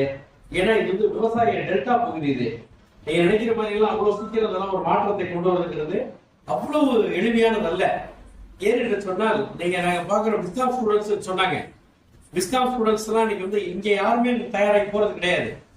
அதாவது visual communication students maximum Chennai திருச்சியில படிச்சுட்டு உடனடியாக என்ன பண்றான், தொலைத்தொடர்பு துறைகளை போயிடறான், டெலிவிஷன்ல போயிடுறான். அப்ப அவனுக்கு வந்து அந்த ஸ்மால் அமௌண்ட் இருந்தாலே போறோம், அந்த பசங்க கேமரா தூக்கிட்டு போயிடுறானுங்க. ஏன்னா நான் வந்து முகமது சதா கல்லூரியில ப்ரொஃபஸரா இருந்தப்ப அந்த பசங்க வந்து இந்த கேமரா வாங்குறதுக்கு அவனுக்கு கஷ்டப்படுவானுங்க. 1 லட்ச ரூபா அந்த கேமரா மினிமம். அப்பதான் வந்து ஒரு ஷார்ட் பிலிம் வந்து ஒரு 5 நிமிஷம் இருக்க முடியும், அந்த ப்ராக்டிகல் எக்ஸாம்பிள். ஆனா பாத்தீங்கன்னா அவன் அவ்வளவு சிரமப்படுவான். ஆனா இது எல்லாம் பண்ணீங்கன்னா அங்க உள்ள போய் ரீச் ஆகிறப்ப எத்தனை பேர் இந்த சரி இந்த உச்சிக்கு வரான்னு தெரியாது. ஏன்னா அவனுக்கு அந்த இடப்பட்ட நேரத்துல அவனுக்கு சில அந்த வயிற்றுக்கேற்ற சில கோளாறுகள் வரப்ப அந்த ரீச் பண்ண முடியாது அவனுடைய டெஸ்டினேஷன். இது வந்து இன்னைக்கு சாமக்கேடு மாதிரி இருக்கு இளைஞர் மத்தியில. ஆனா இதையெல்லாம் தவிர்க்கணும். நீங்க நம்ம நினைக்கிறோம் ஒரு காலகட்டத்தில் இன்னைக்கு நான் சினிமா பாக்குறோம்னா அன்னைக்கு வந்து நம்மளுடைய பாலாமணி நாடக கம்பெனிகள், அடுத்ததாக சங்கர்தாஸ் சுவாமிகள், இப்படி எல்லாம் அந்த நாடக குழுவில நாடக கம்பெனியில முழுமையாக தன்னை அர்ப்பணித்துக் கொண்டு ஒரு நடிகர் அன்றைக்கு வரவில்லை என்று சொன்னால், உடல் சுகமிடப்பட்டிருக்கிறார் என்று சொன்னால், அந்த 10-15 பேர் நடக்கக்கூடிய அந்த நாடக உறுப்பினருக்கு அவர் என்ன வசனம் பேசுவார் என்பது இவருக்கு தெரியும். அந்த இடத்தை அவர்கள் உடனே இட்டு நிறுத்துவார்கள். இன்றைக்கு அது இருக்கிறதா என்று கேட்டால் இல்லை. இன்றைக்கு நாடகம் என்பது ஒரு மேற்குடி மக்கள் பார்ப்பதாக இன்றைக்கு இருந்து கொண்டிருக்கிறது. நாடகம் தொலைந்து விட்டது. இன்றைக்கு நாடக கம்பெனிகள் காரணமாகத்தான் இன்றைக்கு நம்முடைய திரைப்பட வளர்ச்சி இருக்கிறது. நாங்கள் அதை மாணவர்களுக்கு நடத்தி கொண்டிருக்கின்றோம். ஏன்னா அந்த காலத்தில் பெண்கள் வரது பெரிய விஷயம். பாலாமணி அம்மா நாடகத்துல தான் ஒரு பெண்ணு நடிக்க வர்றாங்கன்னு சொன்னா பெண்களுக்கு அது மட்டுமே திறக்கப்பட்டது. இப்படி சாம்பாருக்கு சொல்லக்கூடிய ஜெமினி கணேசன் அவர்கள் இப்படிப்பட்ட நாடகம் உருவானவர் தான். அவர் கேட்டார், எனக்கு 2 முட்டை கொடுங்கன்னு கேட்டாரு.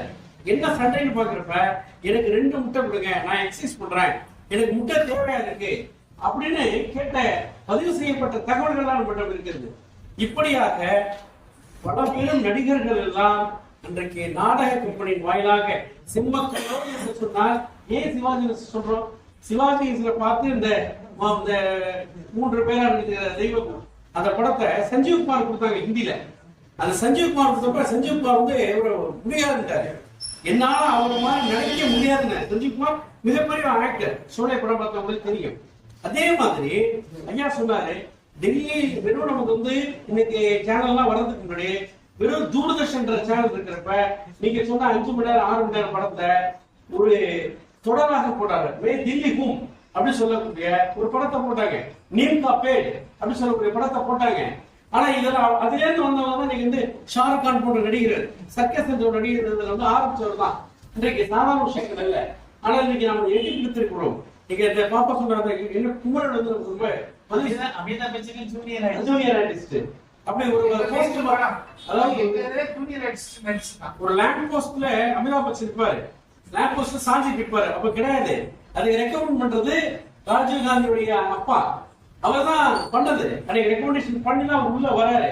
பிலிம் இண்டஸ்ட்ரி வந்து எல்லாற்றை விட இன்னும் சொல்ல போனா விஜயா வாகினி சொல்லி வந்து அங்கே பாலிவுட்ல இருந்து இங்கதான் வருவாங்க. அந்த அளவுக்கு தொழில்நுட்பம் நம்மகிட்ட இருந்துச்சு. ஆனால் இன்றைக்கு அது வேறு விதமாக போய்விட்டது.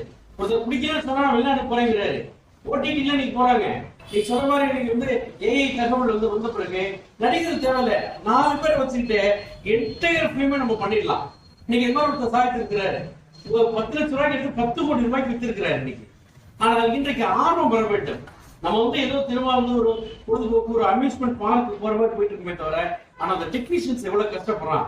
ஒரு ஸ்கிரீன் பிளே என்று சொல்லக்கூடிய கதை எழுதுறது இருப்பான், அந்த கதை முழுமையாக திரைப்படத்துக்கு வராது. திரைப்படம் வரப்போ அது அங்க கட்டிங் குட்டிங் எல்லாம் இருக்கும், அதை கட் பண்ணி தான் கொண்டு போக முடியும். ஆக இந்த அளவிற்கு நீங்க பாத்தீங்கன்னா ஒரு திரைப்பட என்னுடைய நண்பர் ஒருத்தர் காலம் பூராவே துணை இயக்குனராகவே இருந்துட்டு இருக்கிறாரு, இன்னும் வரல. ஒரு பெரிய செல்வீடு ஹோட்டலுக்கு குடும்பத்தை வச்சுட்டு இருக்கிறாரு, பெரிய வசதியான ஆளு. நீங்க எங்க கல்லூரியில முடிச்சுட்டு போனவர் இன்னமும் அப்படி வந்து ஜாபர் கான்ட்ராக்டர்ல தான் இருக்கிறாரு. இன்றைக்கும் திறமை இருந்தும் அவர்கள் ரூபாயாக வெளிப்பாட்டுக்குள்ளாக பல இளைஞர்கள் இருந்து கொண்டிருக்கிறார்கள், வறுமையில் வாடிக்கொண்டிருக்கிறார்கள். இந்த சினிமா துறை என்பது உடனடியாக நீச்சலிக்கலாம் முன்னேறக்கூடியது என்பது அல்ல. இன்னொரு விஷயம், நம்மளுடைய இங்க வந்து பாத்தீங்கன்னா நம்முடைய தாய்மார் வந்து இப்ப இருந்து ஒரு பியூட்டி வந்து நம்ம பிள்ளைகளை வளர்க்க மாட்டாங்க. ஒரு ஃபேஷன் டெக்னாலஜிக்கு படிக்கிறதுக்கு அதிகம் கிட்ட கிடையாது. ஏன்னா கல்லூரி லெவலில் நம்ம பார்க்குறப்ப ஒரு ஃபண்டமெண்டல் கோர்சஸ் தான் இருக்கும். பிகாம், பிபிஏ, நம்மளுடைய எம்பிஏ படிக்கலாம், பிஎஸ்சி மேத்ஸ் படிக்கலாம் அப்படின்னா. ஆனால் நீங்க வந்து ஒரு பியூட்டி கோர்ஸுக்கு வந்து கண்டிப்பாக அனுப்ப மாட்டாங்க. ஏன்னா இந்த ஸ்டுடியோ பேர ஒரு படமே வந்துச்சு, ஈசன் ஒரு படம். அந்த படத்துல வந்து இந்திய கிராமத்திலிருந்து மைக்ரேட் ஆன ஒரு பெண்ணுக்கு என்ன நிகழ்வு ஏற்படுகிறது என்பதை ஒரு ஊமை பெண் சந்திக்கக்கூடிய அவலங்களை எல்லாம் எடுத்துக்காட்டு. இப்படி நல்ல படங்கள் இருக்கத்தான் செய்கின்றன. ஆனாலும் கூட இது வளர்வதற்கு இந்த டெல்டா பகுதியிலே அவங்க ரொம்ப வேதனைப்பட்டாங்க. எங்க அப்பா பட்ட கஷ்டம், எங்க அப்பாவுக்கு பிறகு இந்த துறையை இழுத்து மூடிட்டாங்க அப்படின்னா உண்மை அதுதான். எங்கேயுமே வந்து நம்முடைய சென்னை பல்கலைக்கழகத்துடைய பொற்கோ அவர்கள் சொல்வார், உன்னை குறைவு என்று சொல்வார். நம்முடைய இந்தியாவில் இருக்கக்கூடிய அனைத்து பல்கலைக்கழகங்களிலும் தமிழ் ஸ்டடிஸ் இருக்கு, தமிழ் இருக்கு. ஆனால் எல்லாம் ஆள் இல்லாம வேணுட்டு மூடுறான். தெலுங்கு இருக்கு, மலையாளம் இருக்கு, மற்ற மொழிகள் இருக்கிறது. ஆனால் சவுத் இந்தியன் லாங்குவேஜ்ல இன்னைக்கு தமிழ் அநேக இடங்களில் மூடப்பட்டு கொண்டிருக்கிறது. இன்னைக்கு அது போல் கொடுத்து கொண்டிருக்கக்கூடிய ஒரே மனிதர் நம்முடைய பொன் கோதண்டராம் என்று சொல்லக்கூடிய எங்களால் அழைக்கக்கூடிய பொற்கோ அவர்கள் தான் இன்றைக்கு குரல் கொடுத்துக் கொண்டிருக்கிறார்.